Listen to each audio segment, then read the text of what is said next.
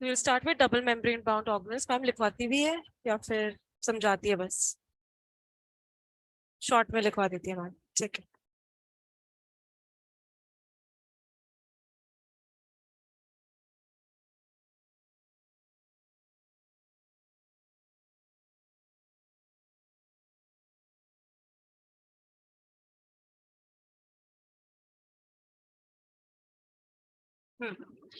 Double membrane bound organelles का मतलब कि उनमें कितने मेम्ब्रेन प्रेजेंट होता है?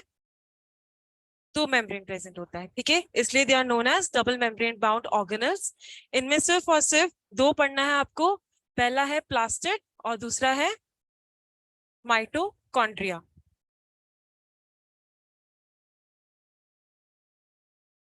These are the only double membrane bound organelles, ठीक है। सबसे पहले हम स्टार्ट करेंगे प्लास्टिड से। फोटोसिंथेसिस पढ़ा होगा ना? फोटोसिंथेसिस मतलब जो लीव्स होते हैं, प्लांट्स होते हैं, वो अपने फूड प्रिपेयर करते हैं। उस प्रोसेस का नाम होता है फोटोसिंथेसिस, ठीक है। तब एक वर्ड सुनाई दिया होगा क्रोमोप्लास्ट या क्लोरोप्लास्ट, ठीक है। तो प्लास्टिड में बेसिकली ये डबल मेम्ब्रेन बाउंड ऑर्गेनल है। सबसे पहला पॉइंट तो ये लिख लेना कि these are double membrane bound organelle. Easy. तो सबसे पहला हो जाएगा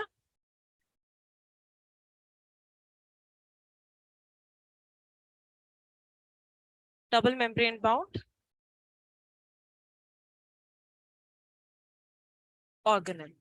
और मैंने बता दिया प्लास्टिड का मेन रोल होता है फोटोसिंथेसिस में बेसिकली इन्वॉल्व। जैसे कि अपने सोलर एनर्जी जो भी आता है उनको हार्वेस्ट करना। हार्वेस्ट करने का मतलब होता है उनको कैप्चर करना। कैप्चर करने के बाद जो भी न्यूट्रिएंट्स होते हैं उनको प्रोड्यूस करने का काम होता है प्लास्टिड का। तो simply they harvest solar energy and manufacture nutrient molecules. तो लिख सकते हैं दूसरा point, harvest solar energy comma manufacture nutrient molecules. Nutrient का मतलब एसेंशियल कंपाउंड्स उनको चाहिए उनके ग्रोथ के लिए, ठीक है। Nutrient molecules and store them.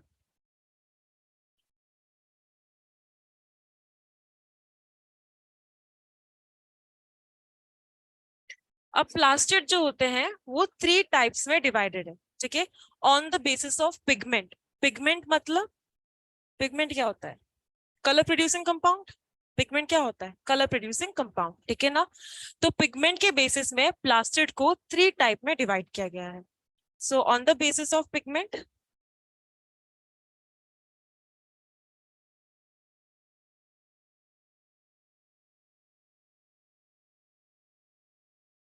Plastid कितने के होते हैं? Three types. Plastid are of three types.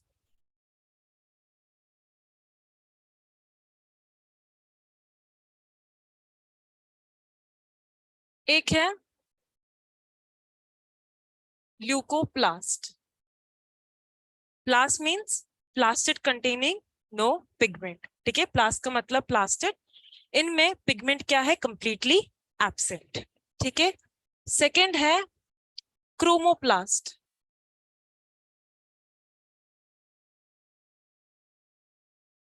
और थर्ड है फ्लोरोप्लास्ट, ठीक है। तीन बेसिस पे डिवाइड करके रखा है प्लास्टिड को। Plastid are divided into three type. किसके बेसिस में? पिगमेंट के बेसिस में। पिगमेंट मतलब कलर प्रोड्यूसिंग कंपाउंड। जिसमें पिगमेंट एब्सेंट है, कोई कलर नहीं है, तो बेसिकली वो स्ट्रक्चर कौन सा कलर का होगा? व्हाइट कलर, ठीक है ना। तो नो पिगमेंट, ल्यूकोप्लास्ट, ठीक है। ल्यूकोप्लास्ट है जिसमें पिगमेंट क्या है? कंप्लीटली एब्सेंट, ये व्हाइटिश कलर का होता है, ठीक है। तो लिख दो शायद तक white in colour, okay.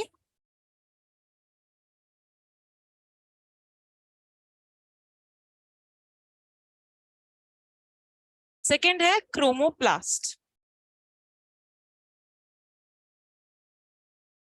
No pigment भी लिख सकते हैं हम लोग ल्यूकोप्लास्ट में, white in colour.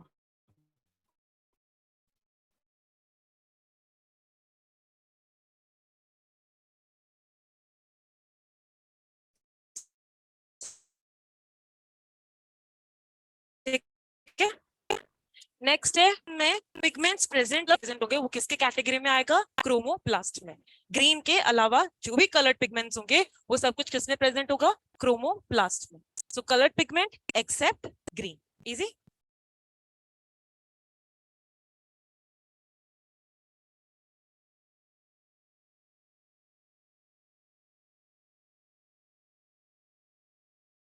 Accept green. अब ये ग्रीन कलर एक्सेप्शन लिखा मैंने, अब मतलब वो किस में प्रेजेंट होगा? क्लोरोप्लास्ट में, क्योंकि क्लोरोफिल क्या है? Green colour molecule. ठीक है ना? तो क्लोरोप्लास्ट में क्या प्रेजेंट होगा? Green coloured pigment. किसकी वजह से? क्लोरोफिल के प्रेजेंस में। ठीक है, तो हम लिख सकते हैं क्लोरोप्लास्ट में green coloured plastid.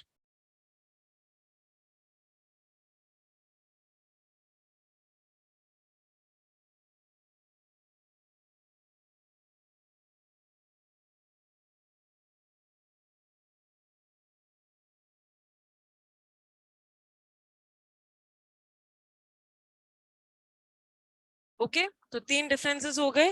First, pigment के बेसिस में हमने प्लास्टिड को 3 टाइप में डिवाइड किया, ल्यूकोप्लास्ट, क्रोमोप्लास्ट और क्लोरोप्लास्ट। ल्यूकोप्लास्ट का मतलब उसमें पिगमेंट क्या है? एब्सेंट। इसके जनरली उसका कलर क्या होता है? व्हाइट। क्रोमोप्लास्ट मतलब ग्रीन के अलावा जो भी पिगमेंट्स प्रेजेंट होंगे, कलरफुल पिगमेंट्स, वो सब कुछ किस पे प्रेजेंट होगा? क्रोमोप्लास्ट में। और लास्ट है क्लोरोप्लास्ट, जिसमें ग्रीन कलर, यू कैन से ग्रीन कलर प्लास्टिड, ठीक है, या फिर ग्रीन कलर पिगमेंट प्रेजेंट हो सकता है। ठीक है ना? पिगमेंट प्रेजेंट होता है ग्रीन कलर का due to presence of chlorophyll. ठीक है ना? डिफरेंसेस समझ में आ गए। हम पढ़ेंगे क्लोरोप्लास्ट। यहाँ पे हम पढ़ेंगे क्लोरोप्लास्ट। और हाँ, एक सुना होगा रेड एल्गे, अच्छा कैरोट, कैरेट का कलर होता है वो ऑरेंज कलर का होता है, तो उसमें कौन सा पिगमेंट प्रेजेंट होता है? पता है? कैरोटीन।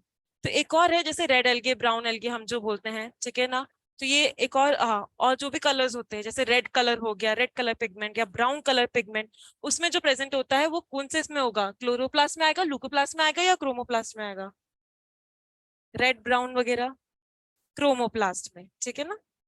बस। और इनके एक और चीज भी लिख सकते हैं, जैसे कि ये लोग कहाँ देखा जाता है, मींस जहाँ पे प्रोड्यूस होता है। बेसिकली ल्यूकोप्लास्ट जो होता है वो अंडरग्राउंड स्ट्रक्चर्स में पाए जाते हैं। अंडरग्राउंड स्ट्रक्चर्स जैसे कि अंडरग्राउंड स्ट्रक्चर्स सुना होगा तुम लोग, पढ़ा होगा तुम लोगों ने, मॉडिफिकेशन ऑफ स्टेम। स्टेम के मॉडिफिकेशन पढ़ा होगा ना? याद है कि स्टेम का बेसिक काम क्या होता है? कंडक्शन करना। जो भी रूट्स वाटर और मिनरल्स होते हैं सॉइल से एब्जॉर्ब करके उनको डिफरेंट पार्ट ऑफ प्लांट तक पहुंचाने का काम होता है स्टेम का। इसके अलावा स्टेम में कुछ मॉडिफिकेशंस होते हैं, रूट्स में कुछ मॉडिफिकेशंस होते हैं, जैसे कि स्टोरेज का। ठीक है ना? तो ल्यूकोप्लास्ट बेसिकली वहीं पे फूड स्टोरेज के, क्योंकि अंडरग्राउंड स्ट्रक्चर्स मोस्टली फैसिलिटेट किसके लिए होता है? फूड स्टोरेज के लिए। ठीक है ना? तो यहाँ पे तुम एक और पॉइंट लिख सकते हो, प्रोटीन के लिए जो होता है उसको हम बोलते हैं aleuroplast. Aleuroplast for protein, food storage में।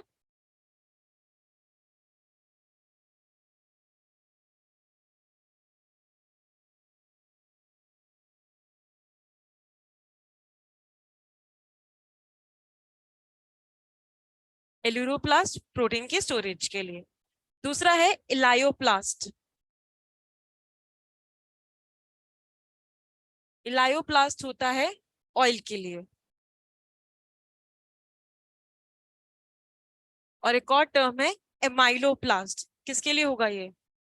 नाम में ही है, एमाइलोप्लास्ट। एमाइलेज किसके लिए मोस्टली होता है? हाँ, स्टार्च के लिए, है ना? स्टार्च के स्टोरेज के लिए होता है एमाइलोप्लास्ट।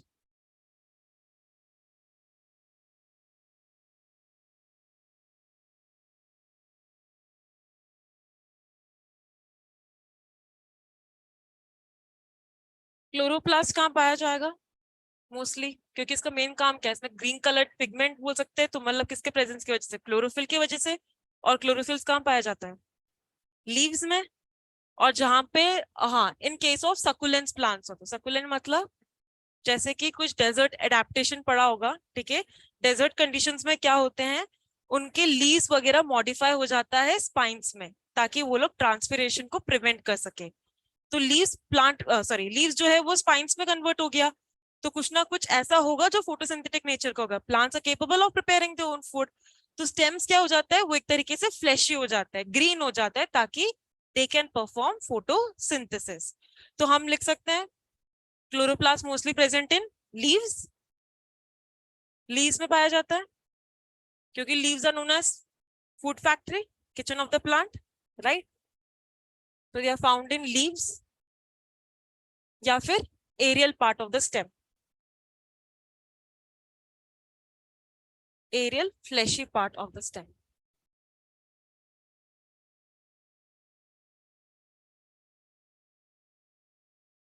ब्रैकेट में चाहे तो लिख लो सकुलेंस। सकुलेंस मतलब डेजर्ट प्लांट्स जो हम बोलते हैं, जैसे ओपनशिया, कैक्टस वगैरह होता है ना।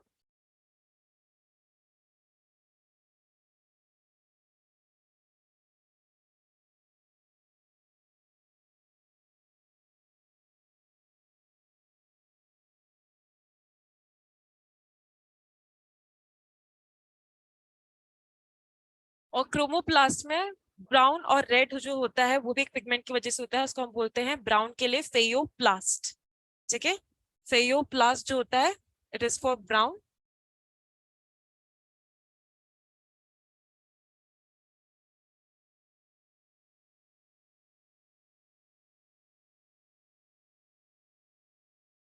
एंड रोडोप्लास्ट इज फॉर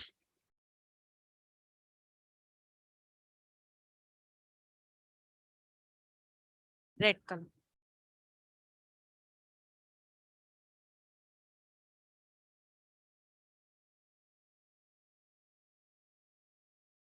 तो अभी तक जो बड़ा वो मैं जनरली रिवाइज करवाती हूँ, ठीक है ना। हमारे सेल ऑर्गेनल्स जो होते हैं, ठीक है, साइटोप्लाज्म है, सेल है, सेल में साइटोप्लाज्म है, उसमें क्या प्रेजेंट होता है, बहुत सारे सेल ऑर्गेनल्स। लिविंग जो स्ट्रक्चर्स होते हैं उन्हें हम क्या बोलते हैं, सेल ऑर्गेनल्स। उसमें कई सिंगल मेम्ब्रेन होता है, कई डबल मेम्ब्रेन होता है और कई नॉन मेम्ब्रेन होता है। हम यहाँ पढ़ रहे हैं डबल मेम्ब्रेन बाउंड ऑर्गेनल्स। इसमें आता है प्लास्टिड और माइटोकॉन्ड्रिया। प्लास्टिड जो होता है वो डबल मेम्ब्रेन बॉन्ड ऑर्गेनल, ये पहला पॉइंट बन गया। सेकेंड पॉइंट बन सकता है कि ये क्या करता है, हमारे सोलर जो एनर्जी होता है, ठीक है, सनलाइट से जो भी एनर्जी आता है, सन क्या है, अल्टीमेट सोर्स ऑफ एनर्जी। तो वहां से जो भी एनर्जी आता है उन्हें क्या करते हैं, कैप्चर करते हैं, और उनसे वो क्या बनाते हैं, न्यूट्रिएंट मॉलिक्यूल्स, और उनको स्टोर करते हैं। ठीक है, तो ये इसका मेन फंक्शन हो गया। अब पिगमेंट के बेसिस में प्लास्टिड को हमने कितने टाइप में डिवाइड किया, 3 टाइप में, ल्यूकोप्लास्ट, क्रोमोप्लास्ट और क्लोरोप्लास्ट। ल्यूकोप्लास्ट मतलब ये क्या है, व्हाइट इन कलर, इसमें पिगमेंट्स क्या है, एब्सेंट, नॉन पिगमेंटेड, और you can say no pigment. ये बेसिकली पाया जाता है अंडरग्राउंड पार्ट्स में, क्योंकि अंडरग्राउंड पार्ट्स क्या है, एक तरीके से मॉडिफिकेशन पढ़ा होगा हमने किसी में, कि रूट्स जो होते हैं वो एंकरेज या फिक्सेशन के अलावा, रूट्स का बेसिक काम क्या होता है, वाटर को एब्सॉर्ब करना, उसके अलावा ग्राउंड में उसको फर्मली एंकरेज करके रखना, है ना, फिक्स करके रखना, वो होता है रूट्स का काम। बट कुछ ऐसे रूट्स होते हैं जो क्या होता है, स्वोलन और फ्लैशी, क्योंकि उनमें कुछ का क्या होता है, स्टोर्ड फूड स्टोर होता है, ठीक है ना। तो ल्यूकोप्लास्ट देखा गया है अंडरग्राउंड स्ट्रक्चर्स जिसमें फूड क्या हो, स्टोर हो। अगर प्रोटीन है तो it is known as aleuroplast, oil है तो इलायोप्लास्ट, एंड स्टार्च अगर स्टोर किया जाता है तो उसको हम बोलते हैं एमाइलोप्लास्ट। सेकेंड है क्रोमोप्लास्ट। क्रोमोप्लास्ट का मतलब होता है कलर्ड पिगमेंट्स, एक्सेप्ट कौन सा कलर है, ग्रीन। ग्रीन के अलावा जो भी कलर होता है वो सब कुछ किसमें पाया जाता है, क्रोमोप्लास्ट के वजह से, ठीक है ना। इसमें हम बेसिकली ब्राउन और रेड को मेन लेंगे, क्योंकि ब्राउन एल्गे रेड एल्गे हमने पढ़ा ही होगा। नहीं तो कैरेट के ऑरेंज कलर भी क्यों होता है, क्योंकि उसमें कौन सा पिगमेंट प्रेजेंट होता है, कैरोटीन पिगमेंट प्रेजेंट होता है, ठीक है। तो ब्राउन के लिए फेयोप्लास्ट एंड रेड के लिए रोडोप्लास्ट, ठीक है ना। क्लोरोप्लास्ट मतलब इसमें कौन सा ग्रीन कलर पिगमेंट प्रेजेंट है। क्लोरोफिल जो, क्योंकि किसका प्रेजेंस होता है वहां पे, क्लोरोफिल। क्लोरोफिल क्या करता है, फूड को मैन्युफैक्चर करता है।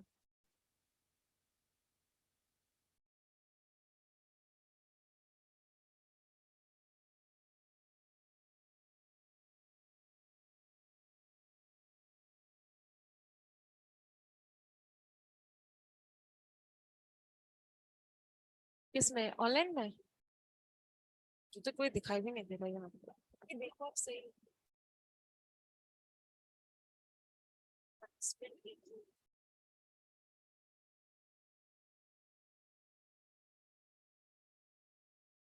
अच्छा एब्सेंट आएगा नहीं, क्योंकि एक ही पार्टिसिपेंट आ रहा है, वो है रेजोनेंस में आ रहा है ना। This is the first time I am taking this participant. देखिए आ रहा है दोस्ती है ना, और कोई नहीं है ना, सिर्फ एब्सेंट है। बंद कर दूं मैं फिर, चलने दूंगा ना फिर ऑनलाइन, हाँ रिकॉर्ड हो जाए मेरे से, बाकी तो एब्सेंट। ठीक है, नहीं कोई नहीं। क्लोरोप्लास्ट मतलब green colour plastic, green colour plastic कहाँ प्रेजेंट होता है? लीव्स में, क्योंकि क्लोरोफिल क्या है, लीव्स क्या होता है, food factory, I mean kitchen of the plant, वो क्या करते हैं, फूड को प्रिपेयर करते हैं, है ना, फोटोसिंथेसिस के प्रोसेस पर। ये हो गया। अब हम इन डिटेल पढ़ेंगे क्लोरोप्लास्ट।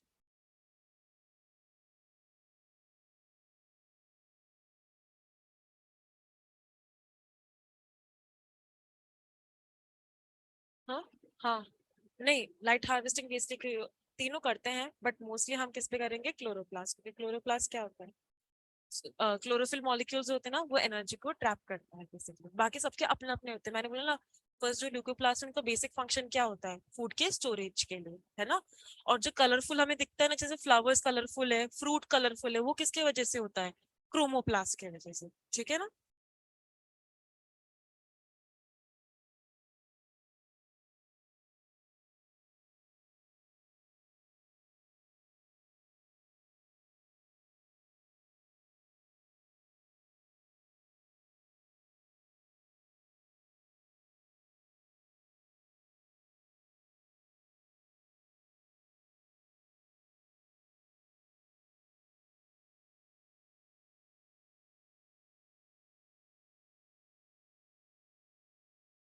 क्लोरोप्लास्ट, ठीक है।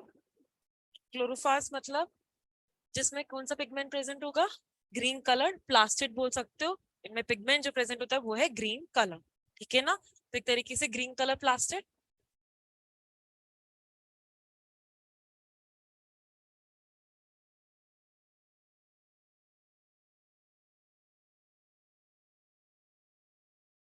अब इसको मैं पढ़ूंगी डायग्राम के साथ, डायग्राम भी ड्रॉ करते हो हाँ, के साथ? नहीं, बेसिकली लाइक तुम मैम क्या करवाती है, मैम समझाती है या फिर लिखवाती भी है, आप लिखते जाते हो, मैम समझाते रहते हैं सर।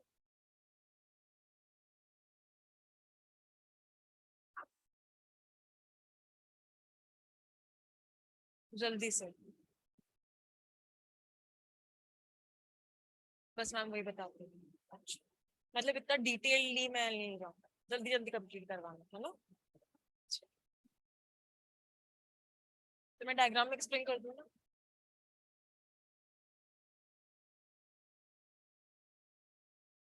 क्लोरोप्लास्ट क्या है, सिंगल मेम्ब्रेन या डबल मेम्ब्रेन?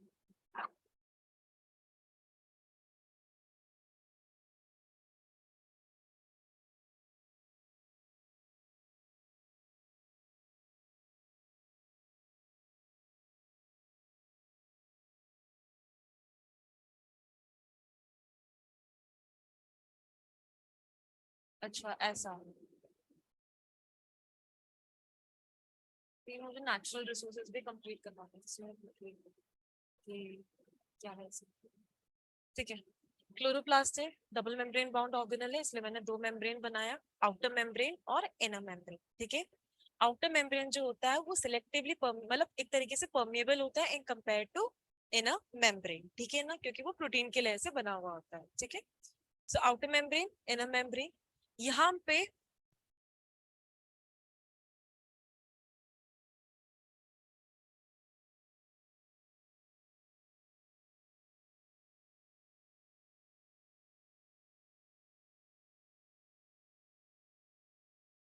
एक तरीके से पाइल्स दिखाई देंगे,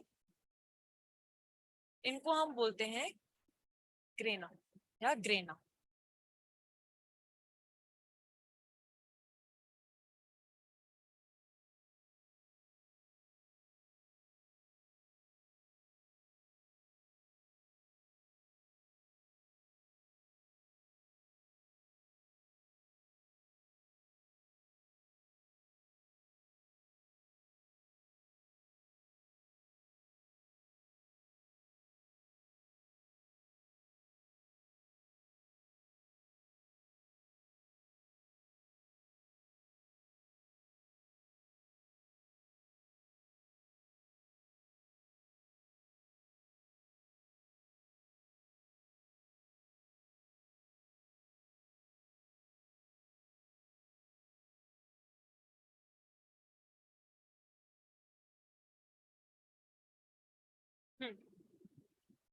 ये जो बना है क्लोरोप्लास्ट के स्ट्रक्चर है, ठीक है ना। इसमें अभी भी कुछ और प्रेजेंट है, मैं बताते जाऊंगी। पहला है डबल मेम्ब्रेन बाउंड ऑर्गेनेल, मतलब इसमें दो मेम्ब्रेन प्रेजेंट है, outer membrane and inner membrane. इसके अलावा यहाँ पे मैंने एक तरीके से राउंडेड स्ट्रक्चर्स दिख रहा होगा, जो एक के ऊपर एक मैंने क्या करके रखा है, स्टैक करके रखा।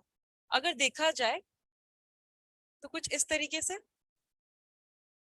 इस एक को हम क्या बोलते हैं, थाइलाकॉइड, ठीक है। एक तरीके से क्लोज चेम्बर या क्लोज कंपार्टमेंट बोल सकते हैं ना, एक राउंडेड स्ट्रक्चर, उसको हम क्या बोल रहे हैं, थाइलाकॉइड। मान लो एक कॉइन है, एक कॉइन के आकर आप एक कॉइन के ऊपर आप दूसरे कॉइन को स्टैक करते जा रहे हो, तो एक तरीके से पाइल का फॉर्मेशन हो रहा है। उसी तरीके से एक थाइलाकॉइड के ऊपर दूसरे थाइलाकॉइड में क्या कर रही हूँ, स्टैक करते जा रहे हो, तो एक पाइल का फॉर्मेशन हो रहा है। उसे मैं क्या बोलूंगी, ग्रेनम, सिंगुलर फॉर्म, ठीक है ना। बट यहाँ पे क्या एक ही ग्रेनम प्रेजेंट है, बहुत सारा प्रेजेंट है, बहुत सारा है, तो इसके प्लूरल फॉर्म को हम क्या बोलेंगे, ग्रेना, ठीक है ना। पाइल्स ऑफ थाइलाकॉइड, ग्रेनम, बहुत सारे ग्रेनम है तो ग्रेना। और एक एक राउंडेड जो क्लोज चेम्बर जो होता है, जो एक के ऊपर एक ऐसे स्टैक करके रखा है, उन्हें हम क्या बोलते हैं, थाइलाकॉइड, ठीक है। हर एक थाइलाकॉइड में प्रेजेंट होता है कॉन्टोजोम, ठीक है। हर एक थाइलाकॉइड के मेम्ब्रेन प्रेजेंट होता है कॉन्टो,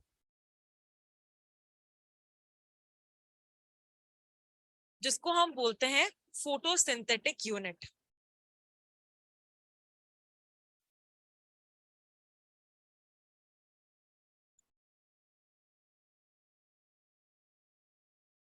फोटोसिंथेटिक यूनिट। अब ये जो, हाँ, क्लोरोप्लास्ट में बेसिकली दो टाइप नहीं बोल सकते, दो पार्ट्स होते हैं। एक होता है ग्रेना, ठीक है, जिसको मैंने समझा दिया। अब ये जो मैट्रिक्स है ना, ग्लैंड, ये मैट्रिक्स जो होता है ना, जैसे सेल में साइटोप्लाज्म प्रेजेंट होता है, वैसे इस क्लोरोप्लास्ट में मेम्ब्रेन के अलावा यहाँ पे ग्रेना एम्बेडेड है। इसके अलावा जो मैट्रिक्स है ना, इनको हम क्या बोलते हैं, स्ट्रोमा, ठीक है। जैसे सेल की मेम्ब्रेन है, तो सेल की मेम्ब्रेन, यहाँ पे ये मेम्ब्रेन मान लो क्लोरोप्लास्ट का, उसमें क्या प्रेजेंट होता है, बहुत सारे सेल ऑर्गेनेल्स। वैसे इसमें मान लो क्या प्रेजेंट होगा, ग्रेना, और उसमें साइटोप्लाज्म होता है, फ्लूइड मैटर। यहाँ पे उस मैट्रिक्स को हम क्या बोल रहे हैं, स्ट्रोमा। इजी, ठीक है। तो स्ट्रोमा में बेसिकली होता है डार्क रिएक्शन। जो भी डार्क रिएक्शन होता है फोटोसिंथेसिस में, दो रिएक्शन होते हैं, एक होते हैं लाइट रिएक्शन और एक होता है डार्क रिएक्शन। जब 10th में इलेबोरेटली पढ़ोगे, ठीक है ना। तो डार्क रिएक्शन जो होता है वो होता है स्ट्रोमा। डार्क रिएक्शन मतलब यहाँ पे जो भी रिएक्शंस होते हैं उनको लाइट की नीड नहीं है, इसलिए उनको बोलते हैं डार्क रिएक्शन, ठीक है। क्लोरोफिल का क्या काम होता है, सन की लाइट को ट्रैप करना, मतलब वो लाइट रिएक्शन है, क्योंकि उनको क्या प्रोड्यूस करना है, मैन्युफैक्चर क्या करना है, फूड। तो यहाँ पे ग्रेनम में क्या होता है, लाइट रिएक्शन।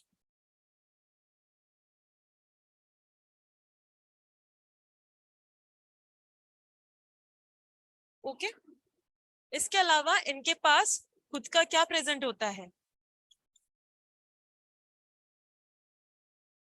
डीएनए, ठीक है। इसको हम बोलते हैं क्लोरोप्लास्ट डीएनए।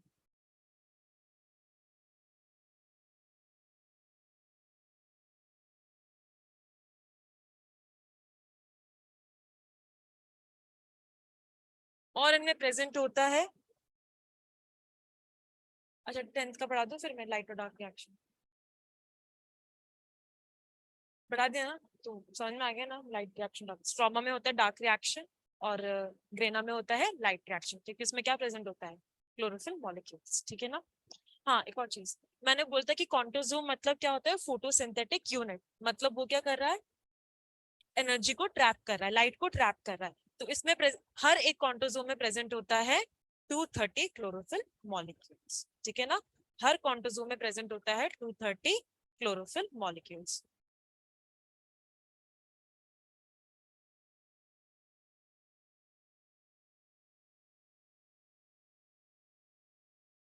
230 क्लोरोफिल मॉलिक्यूल्स जो आगे जाके क्या करेंगे, एनर्जी को, लाइट को ट्रैप करेंगे क्लोरोफिल के प्रेजेंस में, फूड को मैन्युफैक्चर, ठीक है ना।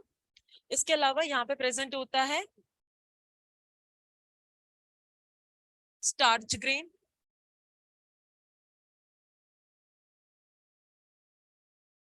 स्टार्च ग्रेन होता है। इसके अलावा स्टार्च ग्लोब्यूल बोल सकते हो, और लिपिड ड्रॉपलेट्स भी होते हैं,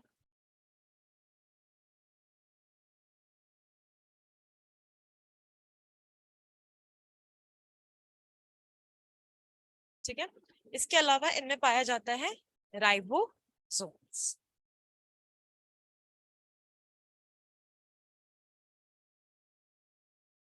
अच्छा पढ़ा होगा प्रोकैरियोट्स और यूकैरियोट्स, है ना। प्रोकैरियोट्स में राइबोसोम कितना, आई मीन सॉरी,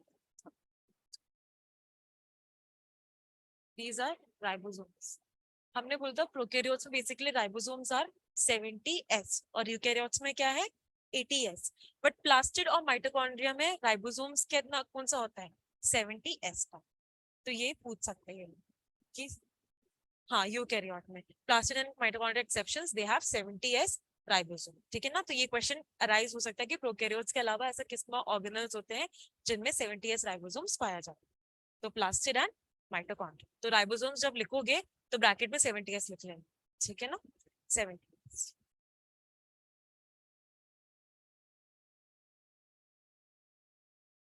ये है स्टार्च ग्रेन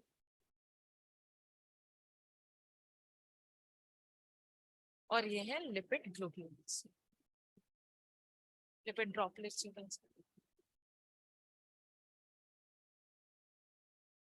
फूड के स्टोर करना, इन सब का काम होता है।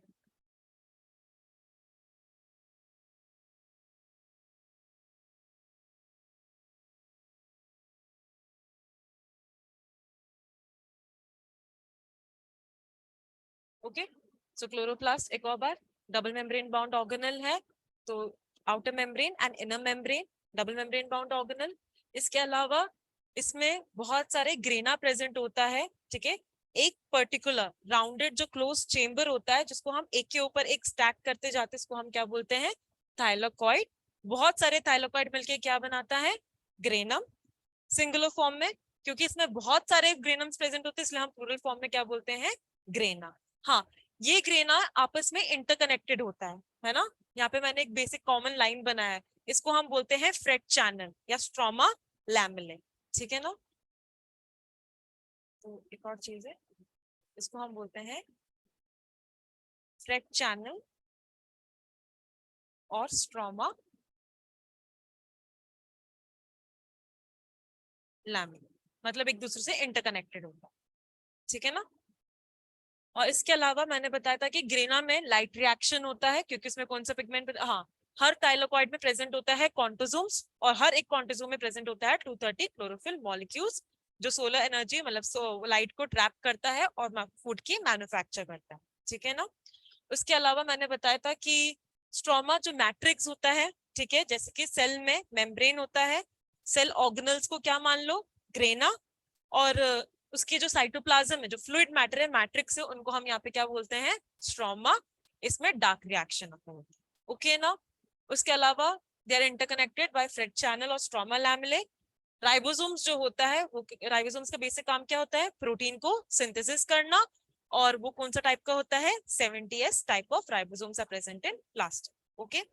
अब एक क्वेश्चन आ सकता है कि प्लास्टिड को सेमी ऑटोनोमस ऑर्गेनल क्यों माना जाता है, सेमी ऑटोनोमस ऑर्गेनल क्यों माना जाता है, क्योंकि क्लोरोप्लास्ट के डीएनए प्रेजेंट है, ठीक है, उनके पास राइबोसोम्स भी प्रेजेंट होता है और उनके पास एंजाइम्स भी प्रेजेंट है, ठीक है ना। तो एक तरीके से वो प्रोटीन्स भी बना सकता है, खुद का डीएनए भी प्रेजेंट है और एंजाइम्स भी प्रेजेंट है, इसलिए सबको हम क्या बोलते हैं, सेमी ऑटोनॉमस ऑर्गेनिल्स, ठीक है ना।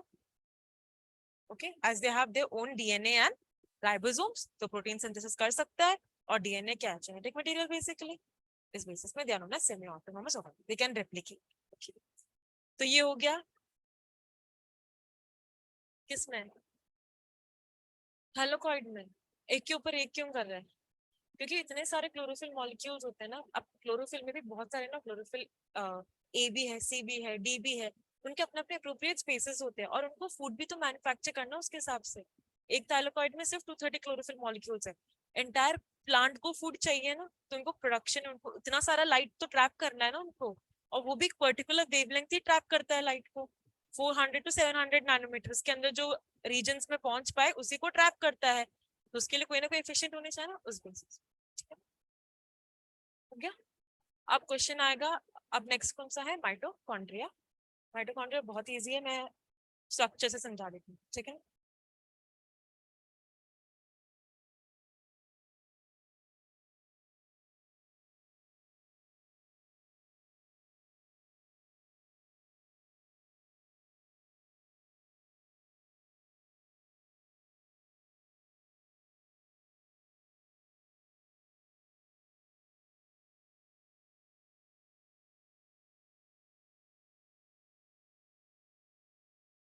माइटोकॉन्ड्रिया का शेप एक तरीके से रॉड शेप होता है, रॉड शेप मतलब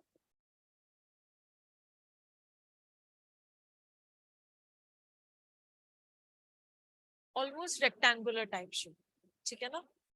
तो रॉड शेप स्ट्रक्चर होता है माइटोकॉन्ड्रिया का। इनमें भी क्या है, डबल मेम्ब्रेन है, outer membrane and inner membrane. यहाँ पे देख लो, आउटर मेम्ब्रेन और इनर मेम्ब्रेन क्या है, कंटिन्यूस, कोई इनफोल्डिंग्स नहीं है, जबकि यहाँ पे इनफोल्डिंग्स प्रेजेंट है, ठीक है ना। तो इनर मेम्ब्रेन को हम कुछ ड्रॉ करेंगे, कुछ ऐसे।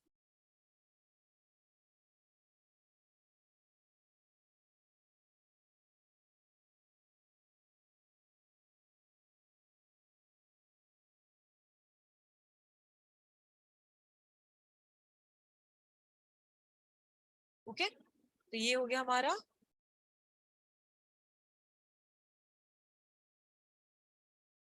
आउटर मेम्ब्रेन, ये हो गया हमारा इनर मेम्ब्रेन।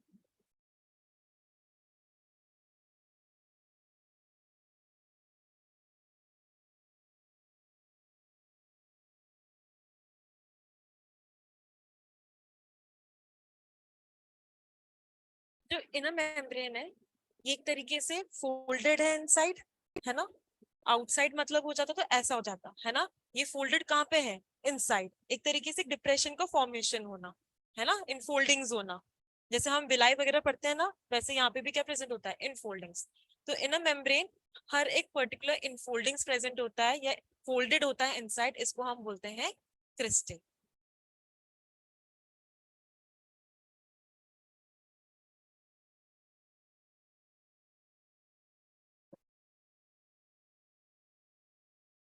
और बताओ, मैंने यहाँ पे बोला था इसमें क्या प्रेजेंट होगा, राइबोसोम्स, और कौन सा टाइप का होगा, 70s ribosomes. Ribosomes are of 70s type. इनका बेसिक फंक्शन क्या होता है, प्रोटीन को सिंथेसिस करना। दूसरा, ये सेमी ऑटोनोमस ऑर्गेनल है, मतलब इनके पास क्या प्रेजेंट होगा, खुद का DNA, so they have their own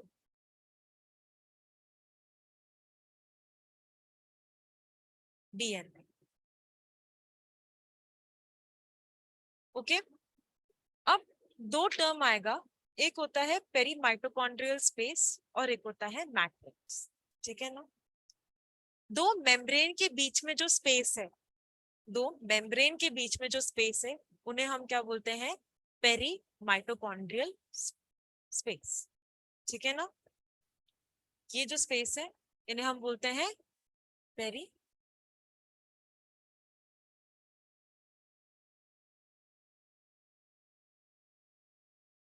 peri mitochondrial space.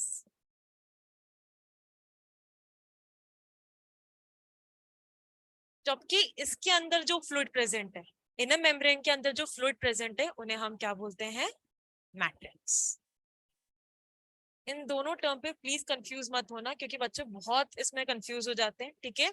दो मेम्ब्रेन के बीच में जो स्पेस होता है, उन्हें हम क्या बोलते हैं? Peri mitochondrial space. Inner membrane के अंदर जो फ्लूइड वाला मटेरियल है, उन्हें हम क्या बोलते हैं?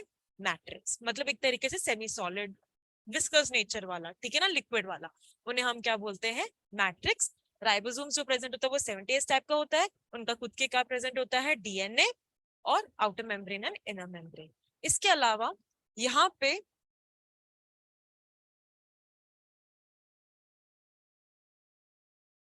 ये जो स्ट्रक्चर्स होते हैं क्रिस्टे में प्रेजेंट होता है, इन्हें हम बोलते हैं ऑक्सीजोम्स।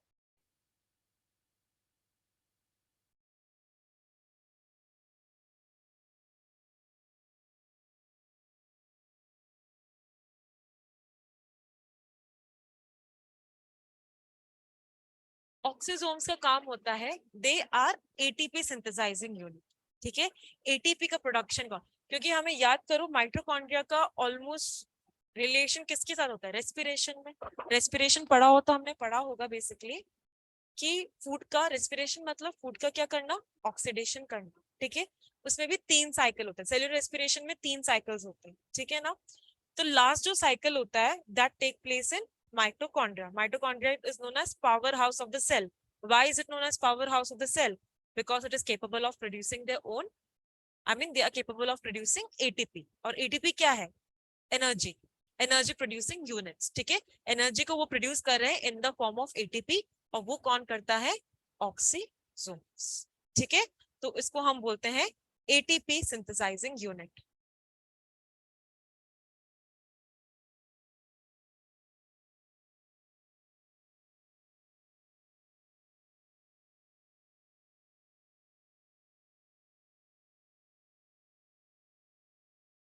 और इनमें प्रेजेंट होता है F0 F1 पार्टिकल। याद करो एटीपी में पढ़ा होगा, F1 हेड पीस होता है, टेल पार्ट होता है F0 पार्टिकल। थोड़ा कंफ्यूज हो इस टर्म में, बट F0 F1 पार्टिकल, ठीक है ना। तो एटीपी सिंथेसाइजिंग यूनिट है oxysomes, they contain F0 F1 particle. इसके अलावा मैंने बताया था कि साइकिल्स होते हैं, रेस्पिरेशन जो साइकिल होता है, क्रेब्स साइकिल, वो respiration it take place in mitochondria. तो इनके लिए जो भी एंजाइम्स वगैरह होता है वो इस पर्टिकुलर इसमें सिक्रिएट किया जाता है। बस माइटोकॉन्ड्रिया का इतना ही काम। ओके, कहाँ पे? ये वाले में? ये वाला छोटा भी चलता है, ऐसा नहीं कि बहुत बड़ा ही होना चाहिए। कि मुड़े क्यों है? ताकि उसमें ऑक्सीजोन्स अटैच हो पाए, ठीक है ना। सुना होगा ऑक्सीजोन्स एक तरीके से रेस्पिरेटरी रेस्पिरेशन को इजीली फैसिलिटेट परफॉर्म करता है इस बेसिस पे, ठीक है ना। कंटिन्यूस लेयर नहीं होता ना, ऑक्सीजोन्स भी अटैच होना चाहिए ना। अब वो भी कंटिन्यूस वे पे अटैच नहीं है ना, वो सिर्फ और सिर्फ किस में अटैच होता है? क्रिस्टल में, ताकि वो इफेक्टिवली क्या परफॉर्म कर पाए? एटीपी को सिंथेसाइज कर पाए, ठीक है ना। फंक्शन तो लिख लोगे। माइटोकॉन्ड्रिया का मेन फंक्शन क्या होता है? एनर्जी को प्रोड्यूस करना। ऑक्सीजन्स को हम क्या बोलते हैं? ATP synthesising unit.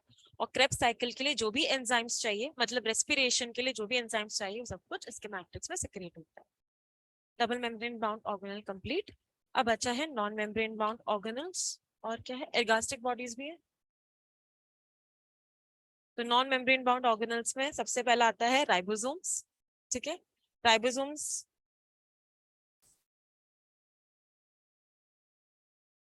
राइबोसोम्स का मेन फंक्शन क्या है? प्रोटीन का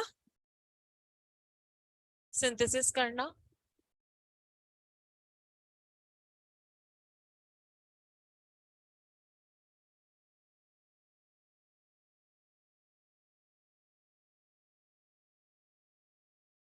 प्रोटीन के सिंथेसिस करने का काम होता है राइबोसोम्स का।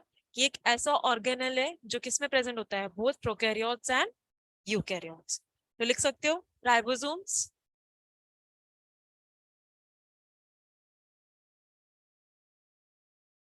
Non membrane bound organelle,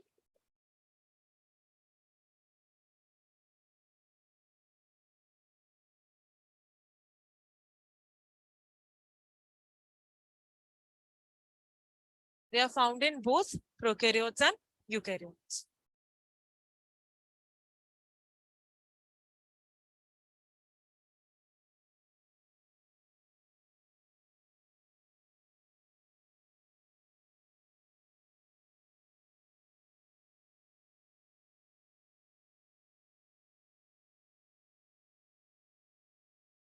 eukaryotes. Prokaryotes में कितना टाइप का होता है, कौन सा टाइप का होता है? सब 70 एस सब यूनिट, ठीक है ना। और यूकैरियोट्स में होता है 80s। एक्सेप्शन क्या है? माइटोकॉन्ड्रिया एंड प्लास्टिड, ठीक है ना। राइबोसोम का एक और नाम होता है प्रोटीन फैक्ट्रीज। प्रोटीन फैक्ट्रीज क्यों बोलते हैं ना? क्योंकि दे सिंथेसाइज प्रोटीन्स। तो थर्ड पॉइंट लिख सकते हैं, they are known as protein factories.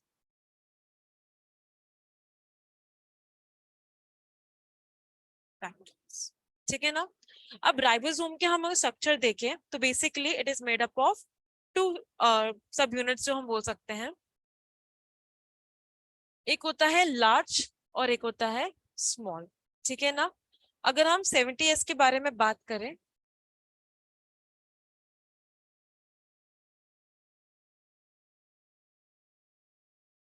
Larger सब यूनिट है उसको हम बोलते हैं 50s, और स्मॉलर सब यूनिट है इसको हम बोलते हैं 30।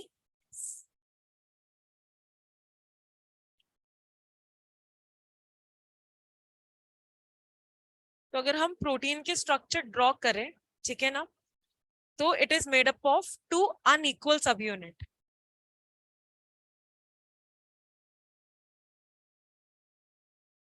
टू अनइक्वल सब यूनिट मैंने क्यों बोला यहाँ पे?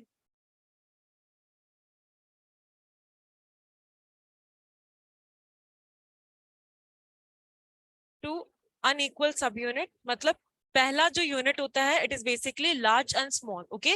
जो लार्ज सब यूनिट होता है वो एक तरीके से लार्ज होता है, डोम शेप्ड होता है, ठीक है ना। डोम कंपैरेटिवली बिगर होता है, ठीक है ना। और स्मॉलर जो होता है वो बेसिकली क्या होता है, ओवल शेप का होता है या ओवॉइड होता है। तो हम लिख सकते हैं कि लार्ज कैसा होगा, डोम शेप का, और स्मॉल होगा ओवल या यू कैन से ओवॉइड शेप, स्मॉल राउंड, ठीक है ना। अगर हम इसको ड्रॉ करें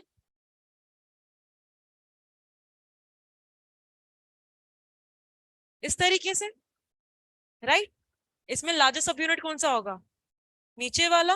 दिखने में पता है लार्ज है, डोम शेप है, तो ये हो जाएगा 50s in case of prokaryotes, और स्मॉलर सब यूनिट मतलब 30s, ठीक है ना। अब क्वेश्चन आ सकता है कि एस का मतलब क्या है। इसका मतलब होता है सेडिमेंट कोफिशिएंट।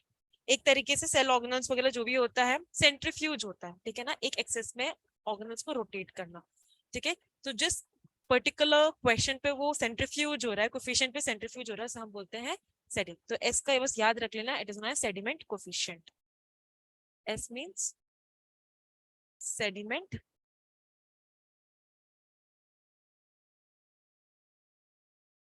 कोफिशिएंट, ठीक है ना। अगर हम यूकैरियोट्स के बारे में बात करें तो वहां पे लार्जर सब यूनिट विल बी ऑफ,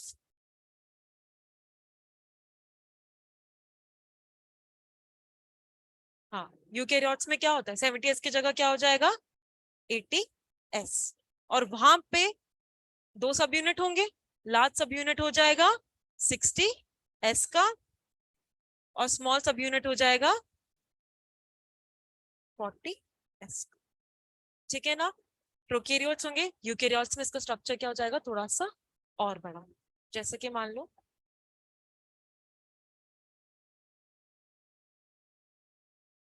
ये मैंने प्रोकैरियोट्स के बना दिया,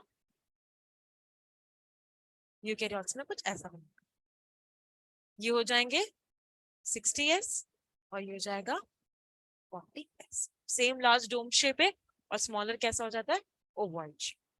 इजी।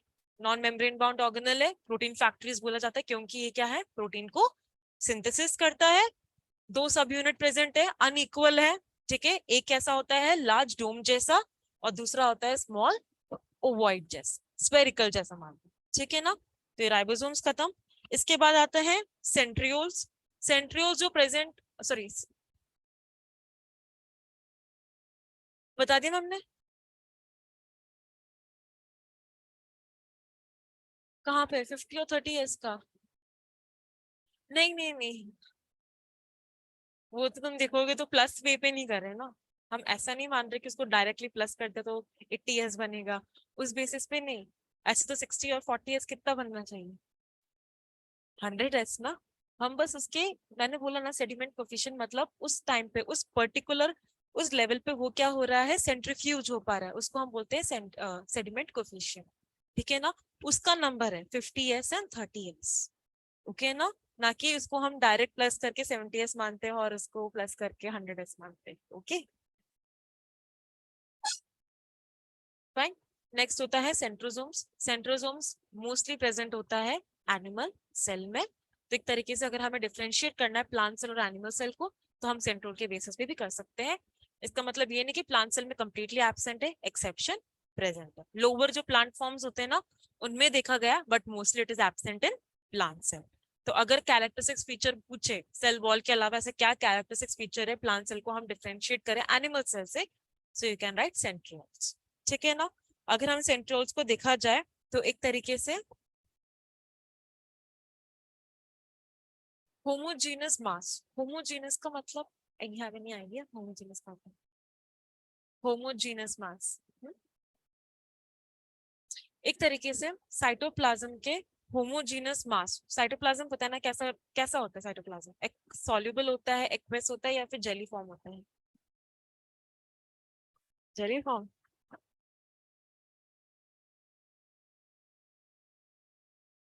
एक्वेस सॉल्युबल पार्ट होता है साइटोप्लाज्म। ठीक है ना, क्योंकि वहां पे बहुत सारे chemical reactions it take place है ना।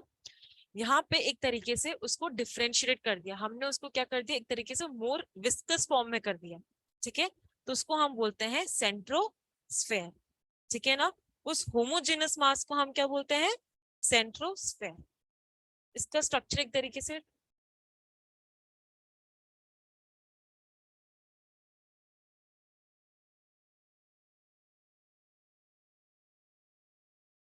पेयर्स में प्रेजेंट होता है। ठीक है ना, इसको हम बोलते हैं सेंट्रोस्फेयर।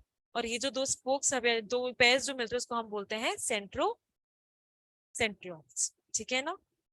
बस, तो सेंट्रोसोम्स मतलब दो में है। एक होता है सेंट्रोस्फेयर जो होमोजेनस मास है साइटोप्लाज्म का, उसको हम बोलते हैं, हम कुछ ऐसे बनाते हैं इसको। ठीक है, उन्हें हम बोलते हैं साइटोप्लाज्म के होमोजेनस मास को हम क्या बोलते हैं, सेंट्रोस्फेयर। और ये जो पेयर ऑफ माइक, ये जो है पेयर का, उनको हम बोलते हैं सेंट्रियोल्स। ठीक है ना, सेंट्रियोल्स। ओके, इनका बेसिक काम होता है सेल डिवीजन में पार्टिसिपेट करना, आई मीन सेल डिवीजन में हेल्प आउट करना। इसके अलावा सीलिया और फ्लैजेला सुना होगा। सीलिया किसके लिए हेल्प करता है, सीलिया और फ्लैजेला बेसिकली क्या होता है, मूवमेंट के लिए है ना।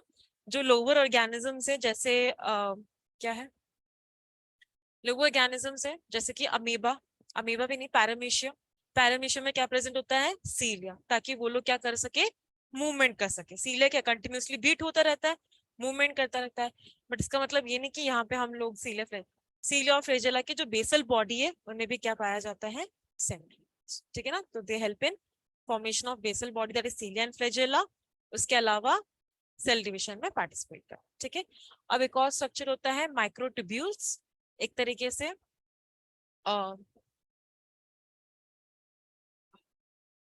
ऐसे बता दूं,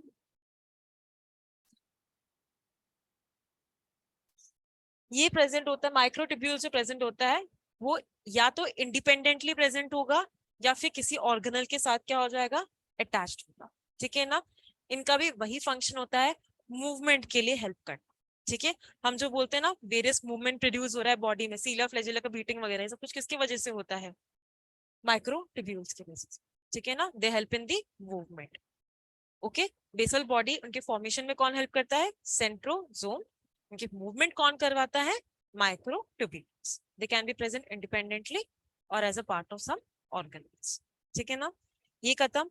बचा है एर्गैस्टिक बॉडीज, वैक्यूल्स जिसको हम बोलते हैं, है ना।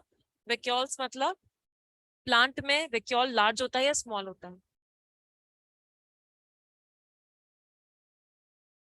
बड़ा होता है ना। वैक्यूल जो होता है वह ऑलमोस्ट 90% सेल वॉल्यूम कौन ऑक्यूपाई करता है, वैक्यूल ऑक्यूपाई करता है। ठीक है ना, तो देखा होगा प्लांट सेल बनाते वक्त, अच्छा प्लांट सेल कौन सा शेप का होता है, रेक्टेंगुलर शेप। ठीक है ना, तो नॉर्मली देखा गया होगा हम जब प्लांट सेल बनाते हैं तो ऑलमोस्ट 90% जो एरिया होता है वो कौन ऑक्यूपाई करता है? वैक्यूम। ये क्या है? Non living structure. जो नॉन लिविंग ऑर्गेनल्स प्रेजेंट होते हैं साइटोप्लाज्म में उनको हम बोलते हैं वैक्यूल्स, आई मीन एर्गैस्टिक बॉडीज। इसमें प्रेजेंट होता है वाटर, ठीक है, ये एक्सक्रीशन में, हाँ। और इसकी जो मेम्ब्रेन है इसको हम बोलते हैं टोनोप्लास्ट। जो मेम्ब्रेन है उसको हम बोलते हैं टोनोप्लास्ट। इसके अलावा एनिमल सेल में क्या होता है? ये बहुत ही स्मॉल होता है, ठीक है, और बहुत सारे vacuoles। बस इसका मेन फंक्शन क्या होगा? वाटर प्रेजेंट होता है, ठीक है ना, तो ऑस्मोटिक प्रेशर को बैलेंस करना, वेस्ट मटेरियल्स को एक्सट्रीट आउट करना, इस सब का फंक्शन होता है इसका। उसके बाद बचा होगा ग्रैन्यूल्स। हम याद करो क्लोरोप्लास्ट में हमने बताया था लिपिड ड्रॉपलेट, स्टार्च ग्रेन होता है। इन सब का फंक्शन होता है फूड वगैरह को स्टोर करके रखना, storage of food. Chapter complete. अब मैम ने मुझसे बोला है एक और चीज पढ़ाने के लिए, वो है जो तुम्हें बहुत बचपन से पढ़ के आ रहे हो, वो है नेचुरल। 8th का चैप्टर है पोल्यूशन। पता ही होगा ना? तुम्हें वर्बली समझा दूं ना, या लिखना है इसका? पोल्यूशन, पोल्यूटेंट्स क्या होता? अच्छा मैम 4:30 बजे तक छोड़ दी थी थोड़ा सिलेबस खत्म करवाना है, तो आप अकेले पढ़ते हो एनएस के लिए और कोई नहीं?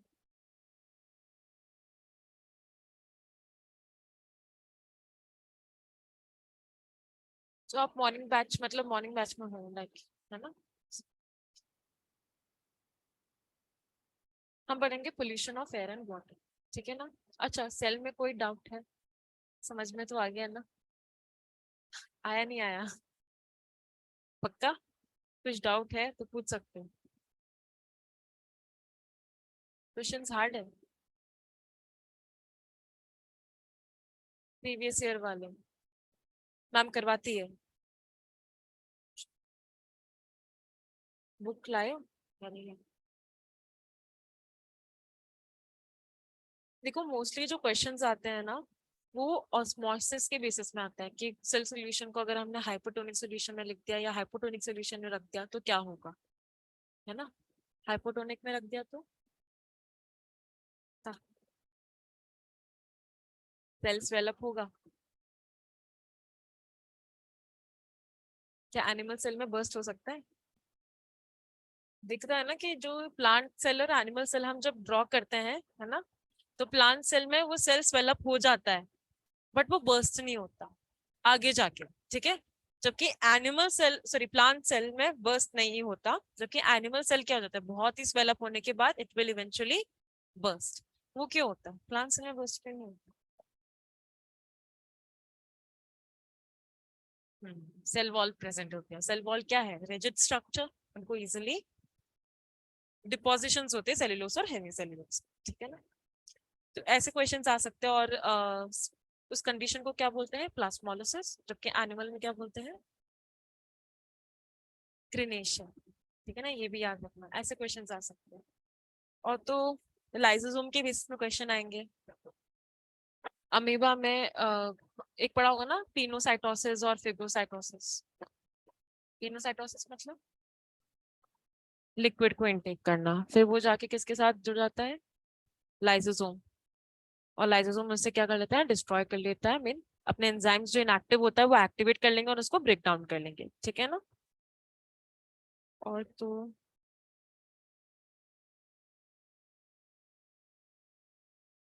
सेल शेप और सेल साइज किसके बेसिस में डिसाइडेड है?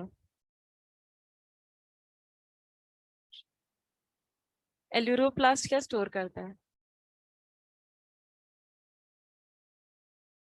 पक्का?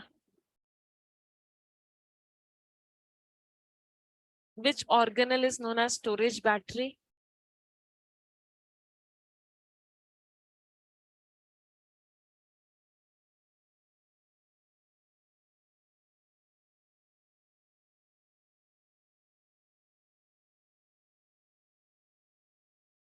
Storage battery vacuole, ना?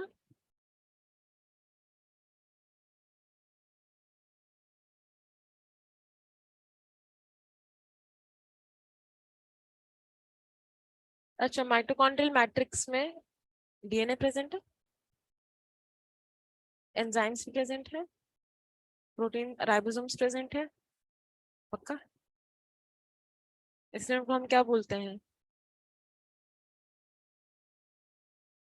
हाँ, एक और क्वेश्चन आ सकता है जो ना मैंने प्लास्टिड में देखा होगा, जो चिलीज वगैरह होता है वो ओरिजिनली, चिली पता है ना?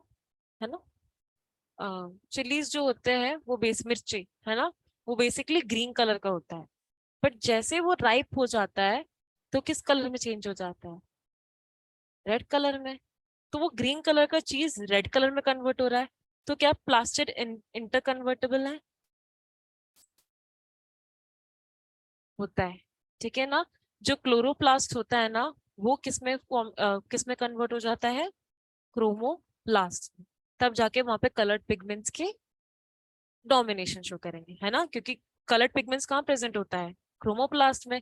तो क्लोरोप्लास्ट क्या हो जाता है? डीजेनरेट हो जाता है and get converted into chromoplast. तो ये क्वेश्चन आ सकता है, ठीक है ना।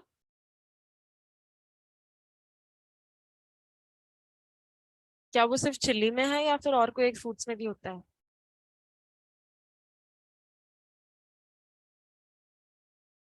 चिल्ली कि वो मिर्ची ग्रीन कलर का रेड कलर हो जाता है? नहीं, चेंज होता है नॉर्मली। जो वेजिटेबल्स वगैरह होते हैं ना, नॉर्मली देखा जाता है वो ग्रीन कलर का होता है, राइप होते हैं तो कलर क्या हो जाता है? चेंज हो जाता है उसमें, ठीक है ना। टोमेटोज भी तो वैसे ही है, पहले कैसा कौन कलर का होता है? ग्रीन। जैसे वो राइप हो जाता है तो किस कलर में कन्वर्ट हो जाता है? रेड कलर में। तो chromoplast chloroplast has been formed from।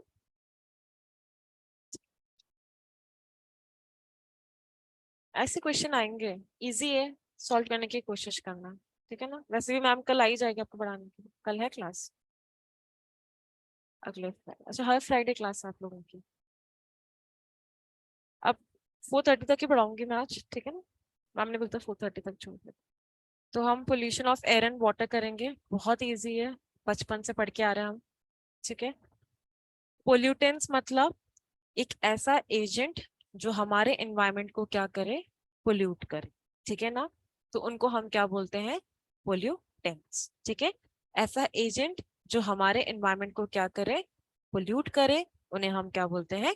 Pollutants. Pollute करना मतलब एक तरीके से हार्मफुल गैसेस का ज्यादा ज्यादा प्रेजेंस होना हमारे एनवायरनमेंट में, ठीक है ना। अब पोल्यूटेंट्स जो होते हैं वो बेसिकली दो टाइप का होता है, एक होता है बायोडिग्रेडेबल और एक होता है नॉन बायोडिग्रेडेबल। बायोडिग्रेडेबल पॉल्यूटेंट्स या non biodegradable pollutants. Non biodegradable मतलब इजीली वो लोग क्या होता है? डिग्रेड नहीं होता, ठीक है। और वो हमारे एनवायरमेंट के लिए क्या है? हार्मफुल। जबकि अगर हम बात करें बायोडिग्रेडेबल के लिए, ये हमारे एनवायरमेंट के लिए इतना हार्मफुल नहीं है, it can be easily degraded, ठीक है ना। नॉन बायोडिग्रेडेबल में एग्जांपल आ जाए तो प्लास्टिक मेन एग्जांपल है। हमारे ओशन में प्लास्टिक के जमने की वजह से एक्वेटिक ऑर्गेनिजम्स वगैरह क्या है? उनका लाइफ एक्सपेक्टेंसी कम होता जा रहा है ना। एक तरीके से हम उनके हैबिटेट को डिस्ट्रॉय कर रहे हैं, क्योंकि मोस्टली पीपल क्या करते हैं, जो भी प्लास्टिक्स होते हैं उनको कहाँ पे डंप करते हैं? ओशंस में। और वहां पे जो भी एक्वेटिक मेराइन ऑर्गेनिज्म से एक्वेटिक ऑर्गेनिज्म से वो उनका क्या होता है? उनका हैबिटेट हम कंप्लीटली डिस्ट्रॉय कर रहे हैं, ठीक है ना। दूसरा, अगर हम प्लास्टिक को रोड साइड पे फेंके या कहीं पे भी फेंके, तो जिसके वजह से कौन सा एनिमल्स, जैसे ग्रास ईटिंग एनिमल्स होते हैं, काऊ वगैरह, उनको बेसिकली खाना चाहिए। तो मे बी कई लोग होते हैं ना जो फूड आइटम्स को प्लास्टिक में बांध के फेंक देते हैं, तो उनको बेसिकली क्या चाहिए? फूड। बट उनको प्लास्टिक एक तरीके से चबाने में भी डिफिकल्ट होता है, तो वो लोग क्या करते हैं? उनको च्यू कर लेते हैं, जिसकी वजह से उनके स्टमक में जाके या फिर उनके नेक एरिया में जाके वो क्लॉट कर देते हैं, है ना। क्लॉट भी नहीं बोल सकते, मैं क्या, मतलब एक तरीके से चोक करना, ठीक है ना। अच्छे से सैलूम नहीं कर पाना, ठीक है ना। इनहिबिट करना, ठीक है। तो जो कर लेते तो ये एनिमल्स के लिए भी क्या होता है? हार्मफुल होता है, क्योंकि वो इजिली क्या है? डिग्रेडेड नहीं होता, पॉलीमर्स होते हैं, है ना, बहुत सारे। और इसके अलावा अगर हम कोई सी भी फूड पार्टिकल को प्लास्टिक में रैप करके रखे, तो उसमें से जो भी केमिकल्स होते हैं या पॉइजनस डाइज या केमिकल्स होते हैं, वो सब कुछ किसमें रिलीज होता है? फूड आइटम में। और वो हमारे लिए, बॉडी के लिए क्या होता है? हार्मफुल, ठीक है ना। तो प्लास्टिक एक तरीके से हमारे लिए बहुत एनवायरमेंट के लिए क्या है, इट इज हार्मफुल, ठीक है ना। तो ये सब कुछ किस में आता है, नॉन बायोडिग्रेडेबल पोल्यूटेंट्स में, ठीक है। इसके अलावा आइडिया है और क्या है नॉन बायोडिग्रेडेबल, इंसेक्टिसाइड्स, पेस्टिसाइड्स सुना होगा ना, इंसेक्ट्स को किल करने के लिए, या फर्टिलाइजर्स वगैरह जो होता है, ठीक है, वो बेसिकली क्या ऐड करता है, फर्टिलाइजर्स या इंसेक्टिसाइड्स। इंसेक्टिसाइड्स क्या होता है, इंसेक्ट्स को किल करने के लिए जो केमिकल्स हम यूज करते हैं। अब वो क्या है, केमिकल्स कहाँ पे प्रोड्यूस किया गया है, फैक्ट्रीज में केमिकल्स है। और वो क्या करेगा, हम जब छिड़केंगे तो सॉइल में जा रहा है, अब सॉइल में प्रेजेंट होगा तो वो कौन सा पोल्यूशन कॉज करेगा, सॉइल पोल्यूशन। अगर उसी पर्टिकुलर सॉइल के अराउंड वाटर बॉडीज है, और वाटर या रेन की वजह से वो सॉइल किस में जाके फ्लो हो रहा है, वाटर बॉडीज में, तो वो कौन सा पोल्यूशन कॉज करेगा, वाटर पोल्यूशन, है ना। तो इस तरीके से insecticides are also harmful to our nature and environment. तो ये सब कुछ होता है non biodegradable pollutants. Biodegradable pollutants के बारे में बात करें तो it can be easily degrade, जैसे कि काउ डंग हो गया, है ना। ये सब कुछ क्या है, बायोडिग्रेडेबल पोल्यूटेंट्स, ठीक है। सबसे पहले हम पढ़ेंगे air pollution. Air pollution basically हमारे एयर में सबसे ज्यादा कौन सा एलिमेंट प्रेजेंट है, एयर क्या होता है, व्हाई एयर इज नीडेड, हमारे ब्रीथिंग के लिए, है ना, रेस्पिरेशन परफॉर्म करने के लिए, ब्रीथिंग के लिए बेसिकली। उसके अलावा प्लांट्स को कार्बन डाइऑक्साइड वगैरह कहाँ से मिल रहा है, एयर से मिल रहा है, फोटोसिंथेसिस परफॉर्म करने के लिए। एयर में सबसे ज्यादा जो एलिमेंट प्रेजेंट होता है वो है नाइट्रोजन, ठीक है ना, नाइट्रोजन एलिमेंट प्रेजेंट होता है, फॉलोड बाय ऑक्सीजन। तो नाइट्रोजन कॉम्पोजिशन पूछे तो लिख लेना, नाइट्रोजन ऑलमोस्ट 78% और ऑक्सीजन 21%, ठीक है ना। कार्बन डाइऑक्साइड बहुत ही कम प्रेजेंट होता है, CO2 ऑलमोस्ट 0.003% कुछ ही प्रेजेंट होता है, ठीक है ना। बस अब एयर पोल्यूशन मतलब कुछ हार्मफुल केमिकल्स अगर एयर में रिलीज करें, ठीक है, तो उससे क्या हो सकता है, एयर पोल्यूशन। अब वो क्या क्या हार्मफुल क्या हो सकता है, पहला पढ़ा होगा हार्मफुल गैसेस जो होते हैं, पहला पढ़ा होगा कार्बन मोनोऑक्साइड, ठीक है। Carbon monoxide is the most harmful poisonous gases.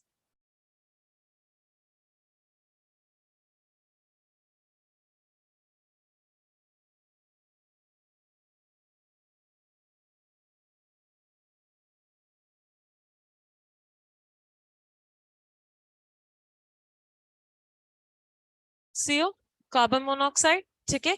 ये किससे प्रोड्यूस होता है, अगर हम फॉसिल फ्यूल, है ना, फॉसिल फ्यूल जैसे कि कोल या पेट्रोलियम वगैरह होता है या वुड वगैरह होता है, इन सबको बर्न करें तो इनके इनकम्प्लीट बर्निंग से कौन सा गैस प्रोड्यूस होता है, कार्बन मोनोऑक्साइड। और वो जाके कहाँ पे चले जाता है, एटमॉस्फेयर में, जिसकी वजह से क्या कॉज होगा, एयर पोल्यूशन। अब कार्बन मोनोऑक्साइड के लेवल अगर हमारे एटमॉस्फेयर में इंक्रीज हो जाए, मान लो उस पर्टिकुलर एरिया में बर्निंग की वजह से कार्बन मोनोऑक्साइड का लेवल क्या हो गया, इंक्रीज हो गया, हमें ब्रीथिंग के लिए कौन सा गैस चाहिए, ऑक्सीजन चाहिए। अब एटमॉस्फेयर में किसका लेवल बढ़ गया, कार्बन मोनोऑक्साइड का। याद करो हमारे ब्लड में हमने पढ़ा था एक प्रोटीन पिगमेंट प्रेजेंट होता है, उसका नाम है हीमोग्लोबिन, प्रोटीन पिगमेंट, है ना, हीमोग्लोबिन। हीमोग्लोबिन का क्या काम होता है, ऑक्सीजन को ट्रांसपोर्ट करना। O2 को ट्रांसपोर्ट करने का काम होता है हीमोग्लोबिन का, ठीक है ना। जो भी ऑक्सीजन लेते हैं अंदर, लंग्स जो लेते हैं, ठीक है, वो कहाँ पे जाता है, लंग्स में। लंग्स उस ऑक्सीजन को किसको देता है, ब्लड में, और ब्लड में कौन प्रेजेंट होता है, हीमोग्लोबिन, रेड ब्लड सेल्स, है ना। रेड कलर क्यों होता है, क्योंकि उसमें कौन सा पिगमेंट प्रेजेंट है, आयरन, है ना, इसके लिए इसका कलर क्या है, रेड। हीमोग्लोबिन क्या करता है, ऑक्सीजन के साथ बाइंड कर होता है, और वो हमारे एंटायर बॉडी पार्ट्स को ऑक्सीजन की सप्लाई करते हैं, हर सेल्स में, ठीक है ना, ऑक्सीजन का सप्लाई करता है। बट अगर हमने अब हम एयर है, एयर में different amount of gases are present. अब यहाँ पे ऑक्सीजन भी प्रेजेंट है और कार्बन मोनोऑक्साइड भी प्रेजेंट है, क्योंकि कार्बन मोनोऑक्साइड के लेवल एटमॉस्फेयर में क्या हो गया, इंक्रीज हो गया। तो हीमोग्लोबिन सबसे ज्यादा टेंडेंसी ऑक्सीजन से ज्यादा किसके साथ कंबाइन होने की ज्यादा टेंडेंसी रखते हैं, कार्बन मोनोऑक्साइड के साथ, ठीक है। उसको हम बोलते हैं कार्बोक्सी हीमोग्लोबिन, इसको हम क्या बोलते हैं, oxy haemoglobin. Oxygen rich haemoglobin को हम क्या बोलते हैं, ऑक्सी हीमोग्लोबिन। पर हीमोग्लोबिन सबसे ज्यादा इजिली टेंडेंसी किसके साथ कंबाइन करने, ज्यादा एफिनिटी किसके साथ होता है कंबाइन करने के लिए, कार्बन मोनोऑक्साइड के साथ, ठीक है ना। उसको हम बोलते हैं कार्बोक्सी हीमोग्लोबिन। अब वो ऑक्सीजन की जगह किसको ट्रांसपोर्ट करेगा? कार्बन मोनोऑक्साइड को, और जिसके वजह से हमारे बॉडी रिएक्ट करेंगे and it can lead to death of an organism. Okay, लिख सकते हो ना अपने लैंग्वेज में कि कार्बन मोनोऑक्साइड का किसकी वजह से होता है कार्बन मोनोऑक्साइड की प्रोडक्शन? अगर हम फॉसिल फ्यूल को इनकम्प्लीट बर्न करें।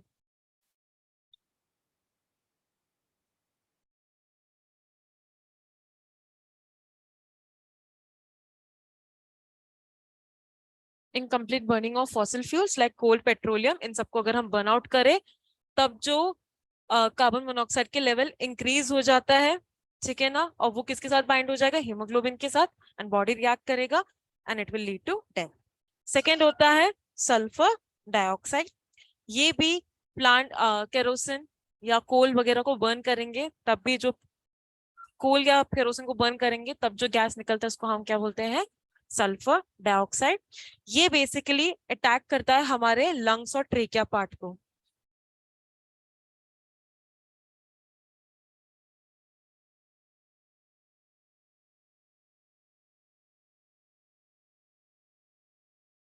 लंग्स और ट्रेकिया हमारे जो रेस्पिरेटरी और उसका जो है ऑर्गन्स वगैरह उन सबको इफेक्ट करता है, जिसकी वजह से हमें कौन सी प्रॉब्लम होगी? ब्रीथिंग प्रॉब्लम्स होंगे, ठीक है, अस्थमा हो सकता है। ये सब कुछ किसके वजह से हो रहा है? सल्फर डाइऑक्साइड की वजह से। एक और है नाइट्रोजन डाइऑक्साइड। नाइट्रोजन डाइऑक्साइड मतलब NO2, ठीक है ना।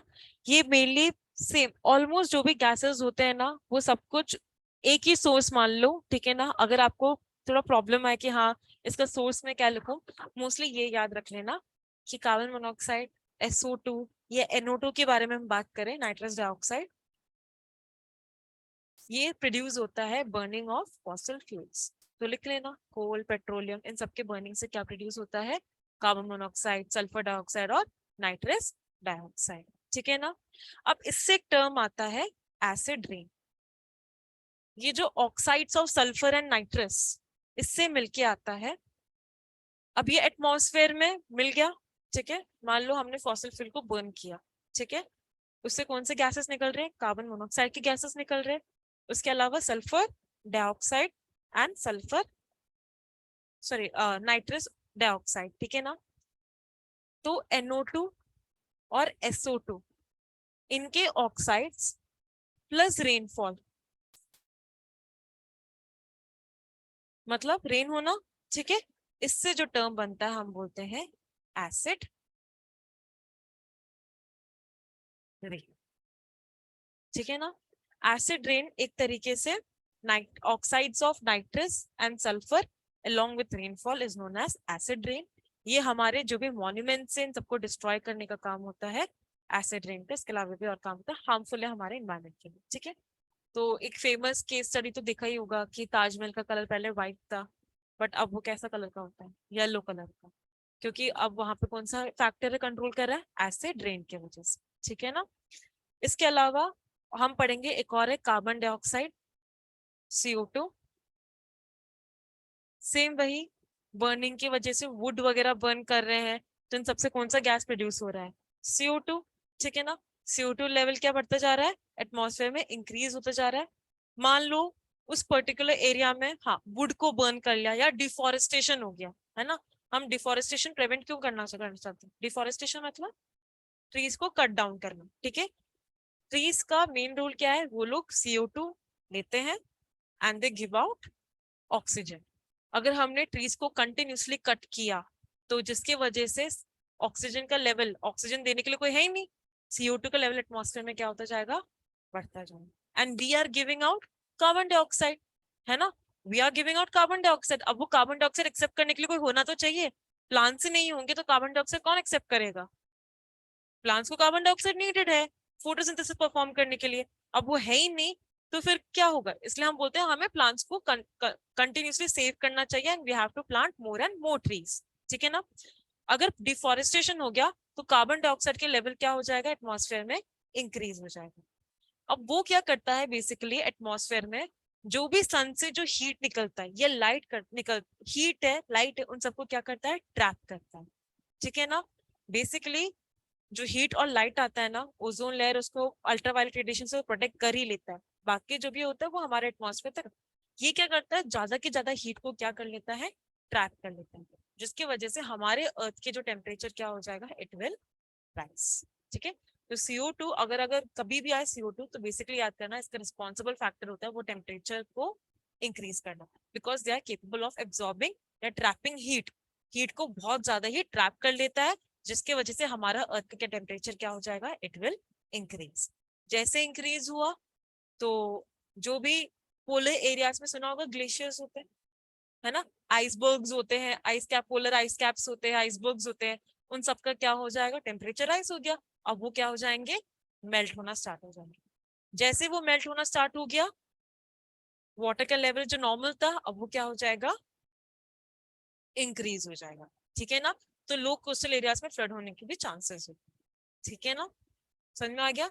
CO2 का बेसिक काम होता है हीट को ट्रैप करना, जिसकी वजह से हमारा अर्थ के एटमॉस्फेयर क्या हो जाता है, इंक्रीज हो जाता है। अर्थ के atmosphere increase, sorry temperature increase हुआ, तो जो भी माउंटेन एरियाज है, पोलर एरियाज में जो भी ग्लेशियर्स होते हैं, आइस कैप्स होते हैं या आइसबर्ग्स होते हैं, उन सबका क्या हो जाएगा, मेल्टिंग। ठीक है, जो अभी होता भी हो भी रहा है। ठीक है ना, और इस कंडीशन को हम क्या बोलेंगे, ग्लोबल वार्मिंग या ग्रीन हाउस इफेक्ट। ठीक है, और इस गैस को हम क्या बोलते हैं, ग्रीन हाउस गैस। तो ये तो याद ही रख लेना, CO2 is known as green house gas because,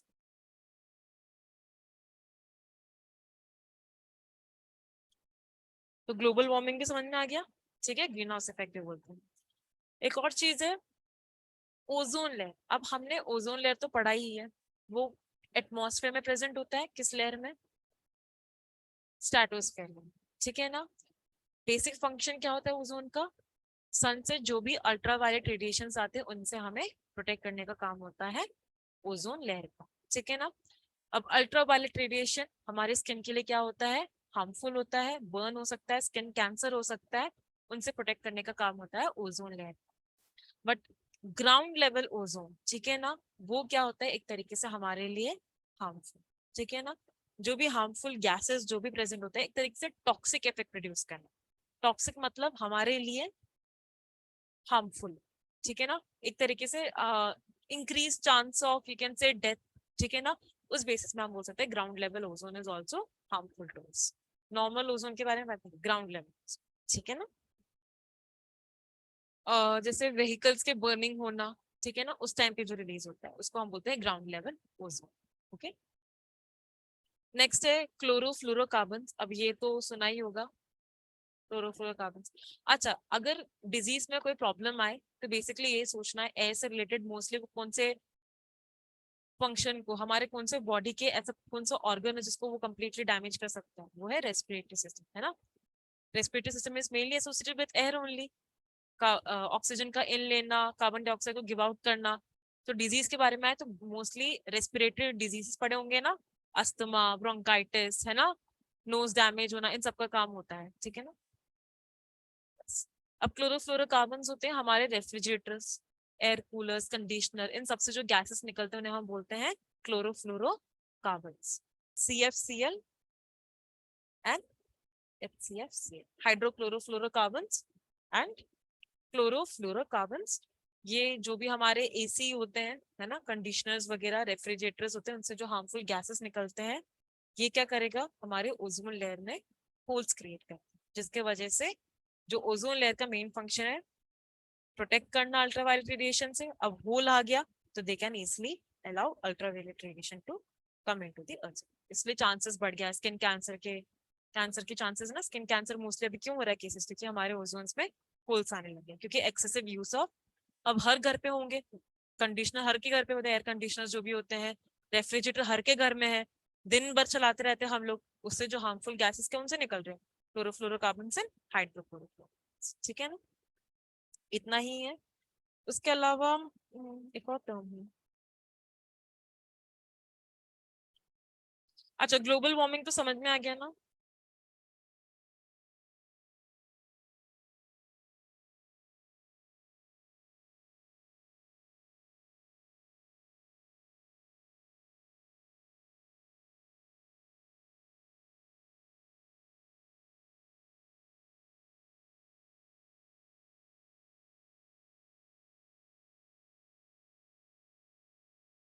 हाँ, एक टर्म आएगा SPM, ये थोड़ा इंपॉर्टेंट है, इसको हम बोलते हैं सस्पेंडेड पर्टिकुलेट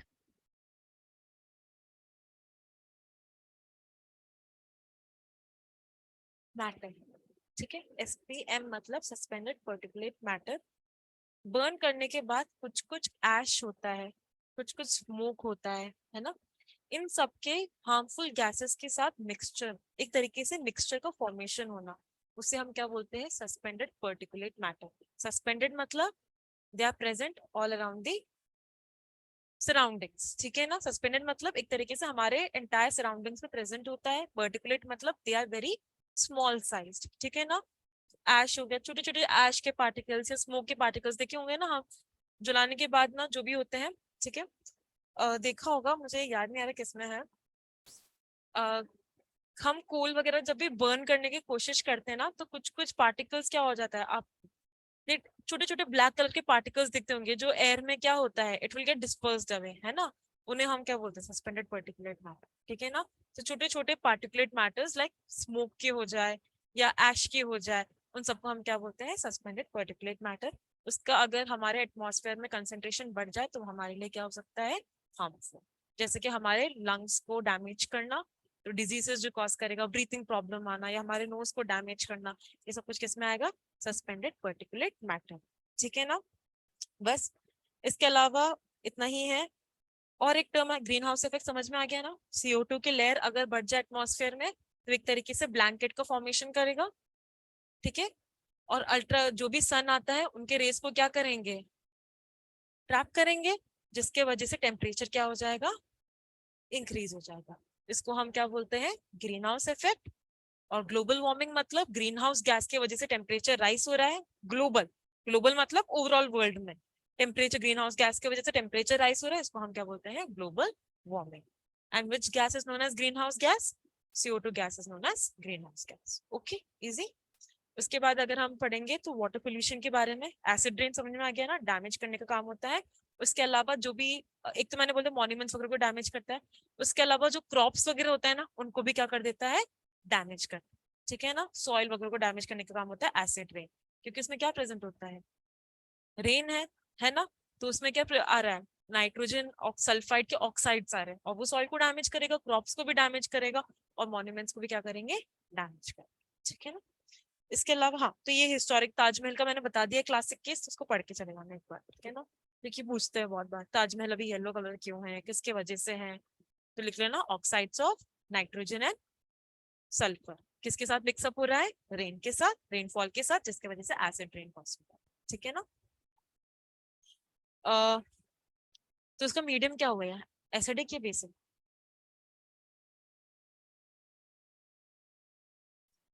चलो,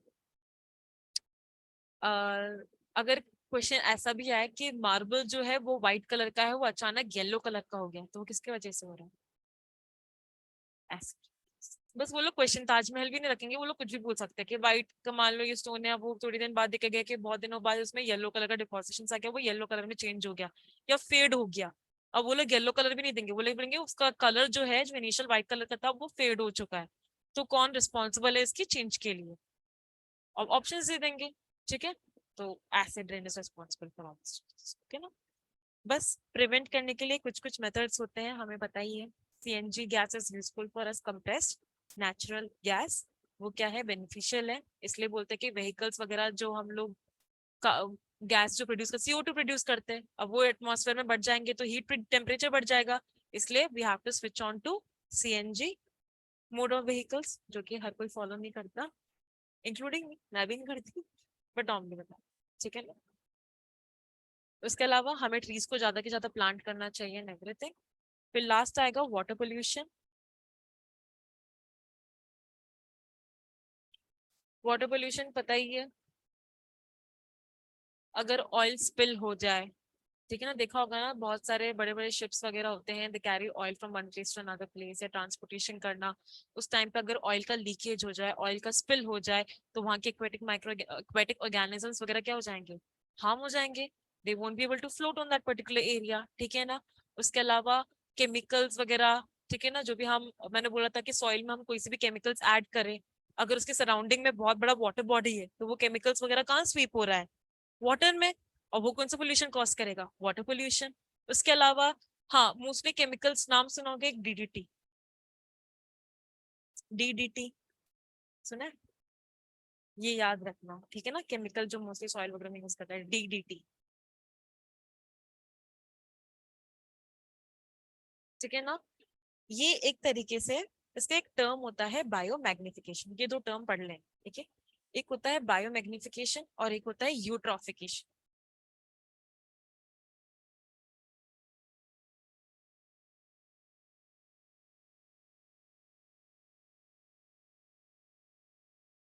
बायोमैग्निफिकेशन मतलब फूड चेन में, फूड चेन पता है ना, फूड चेन मतलब एक ऑर्गेनिज्म दूसरे ऑर्गेनिज्म को फीड करते जा, है ना।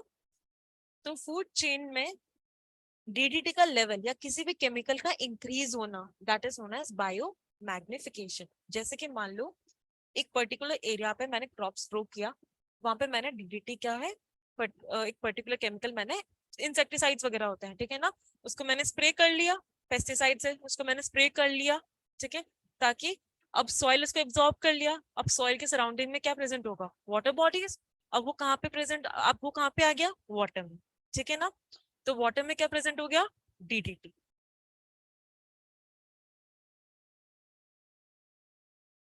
वाटर में कौन ग्रो कर रहा है, एल्गे, स्मॉल जू प्लैंक्टॉन्स होते हैं, फाइटोप्लैंक्टॉन्स होते हैं। अब वो लोग एब्जॉर्प्शन वाया है ना, वो लोग क्या करते हैं, डिफ्यूजन करते हैं, एब्जॉर्प्शन, सिंपल एब्जॉर्प्शन करते हैं, है ना, प्लांट्स वगैरह। तो वो क्या करते हैं, एब्जॉर्ब वाया उनके फाइटोप्लैंक्टॉन्स या जू प्लैंक्टॉन्स में।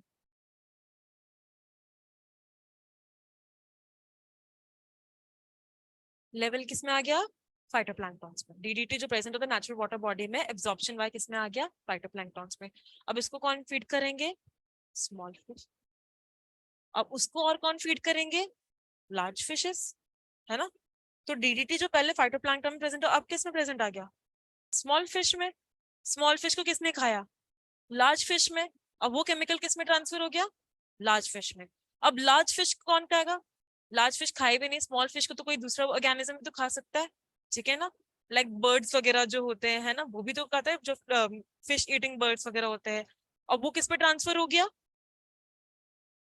बर्ड्स में आ गया, ठीक है।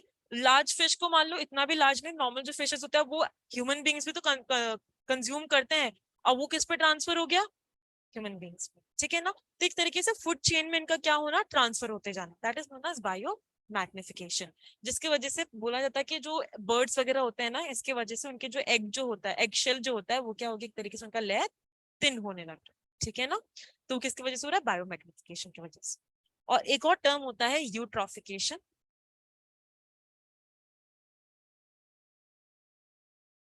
केमिकल्स की वजह से एल्गे का एक्सेसिव ग्रोथ होना, ठीक है। एल्गे का एक्सेसिव ग्रोथ होना केमिकल्स की वजह से, उनको हम क्या बोलते हैं, eutrophication. Excessive growth of algae is known as eutrophication, ठीक है ना। ये दो तीन टर्म है वाटर पोल्यूशन से रिलेटेड। उसके अलावा हाँ, एक और होता है बीओडी।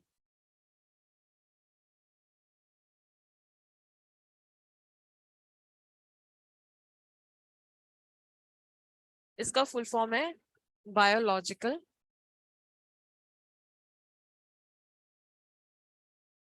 ऑक्सीजन डिमांड, ठीक है ना। ये टर्म याद रखना, ये हर का फेवरेट क्वेश्चन है, आई डोंट नो, ठीक है ना। ये बहुत इंपॉर्टेंट है, बीओडी। बीओडी मतलब, ठीक है, वाटर को हम प्योर तभी मानते हैं जब उसमें सबसे ज्यादा अमाउंट में क्या प्रेजेंट हो, ऑक्सीजन प्रेजेंट, ठीक है। अगर इस वाटर में ऑक्सीजन की कमी हो जाए, ठीक है, तो उसको प्योर होने के लिए किसका नीड है ज्यादा, ऑक्सीजन की नीड है। इसलिए हम क्या बोलते हैं, बायोलॉजिकल ऑक्सीजन डिमांड, ठीक है। पोल्यूटेड वाटर होता है, पोल्यूटेड वाटर, है ना, देखते ना नाली वगैरह सब कुछ, क्या होता है, पोल्यूटेड वाटर। उसमें बीओडी क्या होता है, कम, सॉरी बीओडी ज्यादा होता है, क्योंकि उनको ऑक्सीजन क्या जाए, ऑक्सीजन क्या उसमें कम है, उनको ऑक्सीजन ज्यादा चाहिए जब जाके इसको प्योर बोल सकते हैं हम लोग। तो ये एक तरीके से पोल्यूशन इंडिकेटर है, ठीक है ना। वाटर को अगर हमें कई लोग होते हैं ना जो बोलते हैं हम देखना चाहते हैं कि ये गंदा पानी है अच्छा पानी है, तो कुछ केमिकल्स वगैरह का, बेसिकली बीओडी टेस्ट ही है, ठीक है ना, ये बताने के लिए कि वाटर पोल्यूटेड है या नहीं है। अगर बीओडी का लेवल हाई है तो water is polluted. High BOD मतलब वाटर क्या है, पोल्यूटेड, उनको ऑक्सीजन की ज्यादा क्या है, नीड है, डिमांड मतलब उनको नीड है, ठीक है। लो बीओडी मतलब वाटर इज क्लीन, ठीक है। वाटर क्लीन मतलब लो बीओडी, हाई बीओडी मतलब वाटर इज पोल्यूटेड, ठीक है ना। तो क्वेश्चन इसी में बन सकता है, एक पर्टिकुलर एरिया में हमने टेस्ट किया कि बीओडी क्या है उसका ज्यादा, तो वाटर पोल्यूटेड है या लेस पोल्यूटेड है। हाई बीओडी मतलब मोर पोल्यूटेड, ठीक है ना। प्यूरिफिकेशन ऑफ वाटर मैम से बोल देना अगले क्लास में बना, ठीक है। बाकी तो इजी है, प्यूरिफिकेशन ऑफ वाटर देखा जाए, जल्दी समझा देती हूँ, ठीक है ना, फिर खत्म हो जाएगा, 5 मिनट का टॉपिक है। फिल्ट्रेशन तो पढ़ा ही होगा, है ना। फिल्ट्रेशन मतलब फिल्टर पेपर से हम क्या करें, वाटर को जो भी इम्प्योरिटीज होते हैं, लार्ज लार्ज इम्प्योरिटीज को सेपरेट आउट करने के लिए हम क्या करते हैं, फिल्टर कर लेते हैं। दूसरा मेथड होता है सेडिमेंटेशन। सेडिमेंटेशन मतलब हमने इम्प्योर वाटर को एक बीकर में लिया, ठीक है, मान लो ये इम्प्योर वाटर है, मैंने उसको बीकर में लिया और मैंने उसको बिना यहाँ रख दिया, ठीक है ना, बिल्कुल भी इसको टच नहीं करे, कुछ नहीं करे, तो जो भी इम्प्योरिटीज वगैरह होता है वो थोड़ी देर बाद कहाँ पे सेटल हो जाएंगे, नीचे, क्योंकि उनका साइज क्या होता है, बड़ा बड़ा, आई मीन उनका वेट क्या होता है, ज्यादा, तो they will settle at the bottom. बाकी जो क्लीन वाटर है वो कहाँ पे प्रेजेंट होगा, ऑन द अपर सरफेस। इनके सेपरेशन करना, इसको हम बोलते हैं डीकैंटेशन, ठीक है ना। फिल्ट्रेशन मतलब फिल्टर करना, नॉर्मल जो हम बोलते हैं ना चाय को फिल्टर करते हैं वैसे वाला, ठीक है।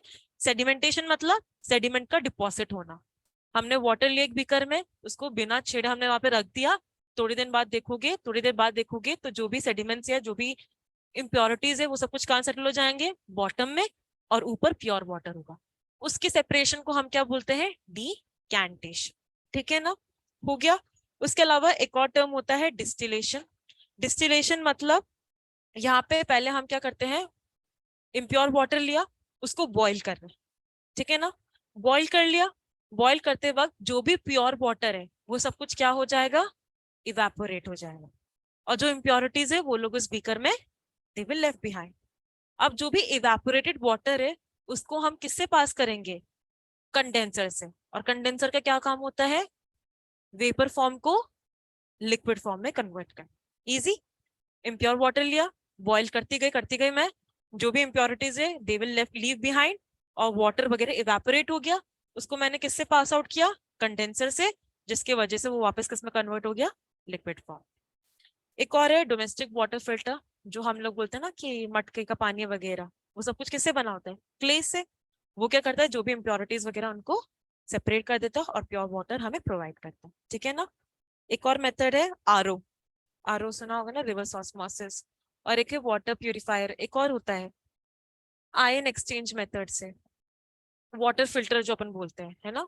वाटर फिल्टर में क्या होता है, बेसिकली जो भी इम्प्योरिटीज होते हैं, जो भी, वो पॉजिटिव साइन के भी हो सकता है और माइनस के भी हो सकते हैं, तो हम क्या करें, जो भी पॉजिटिव वगैरह उसको रिप्लेस कर रहे हैं हम H+ से, ठीक है, और नेगेटिव जो भी है उसको हम रिप्लेस कर रहे हैं OH-, जो भी आयंस प्रेजेंट उस वाटर में।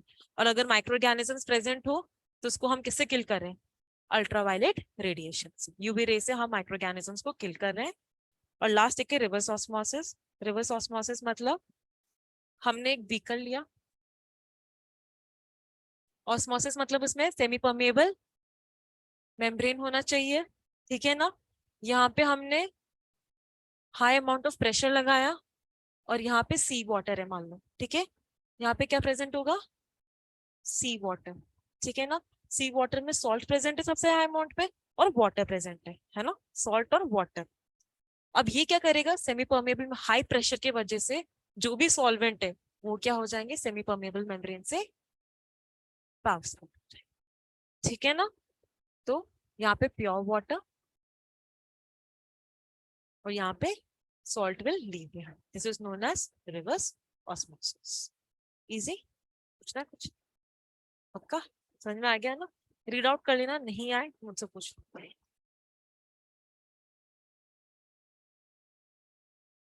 हाँ, बहुत इजी चैप्टर है। पोल्यूशन तो आता है, ये लिख ही लोगे तुम लोग, इसका मतलब ये होता है। और प्रिवेंशन आए तो लिख ही सकते हो, वाटर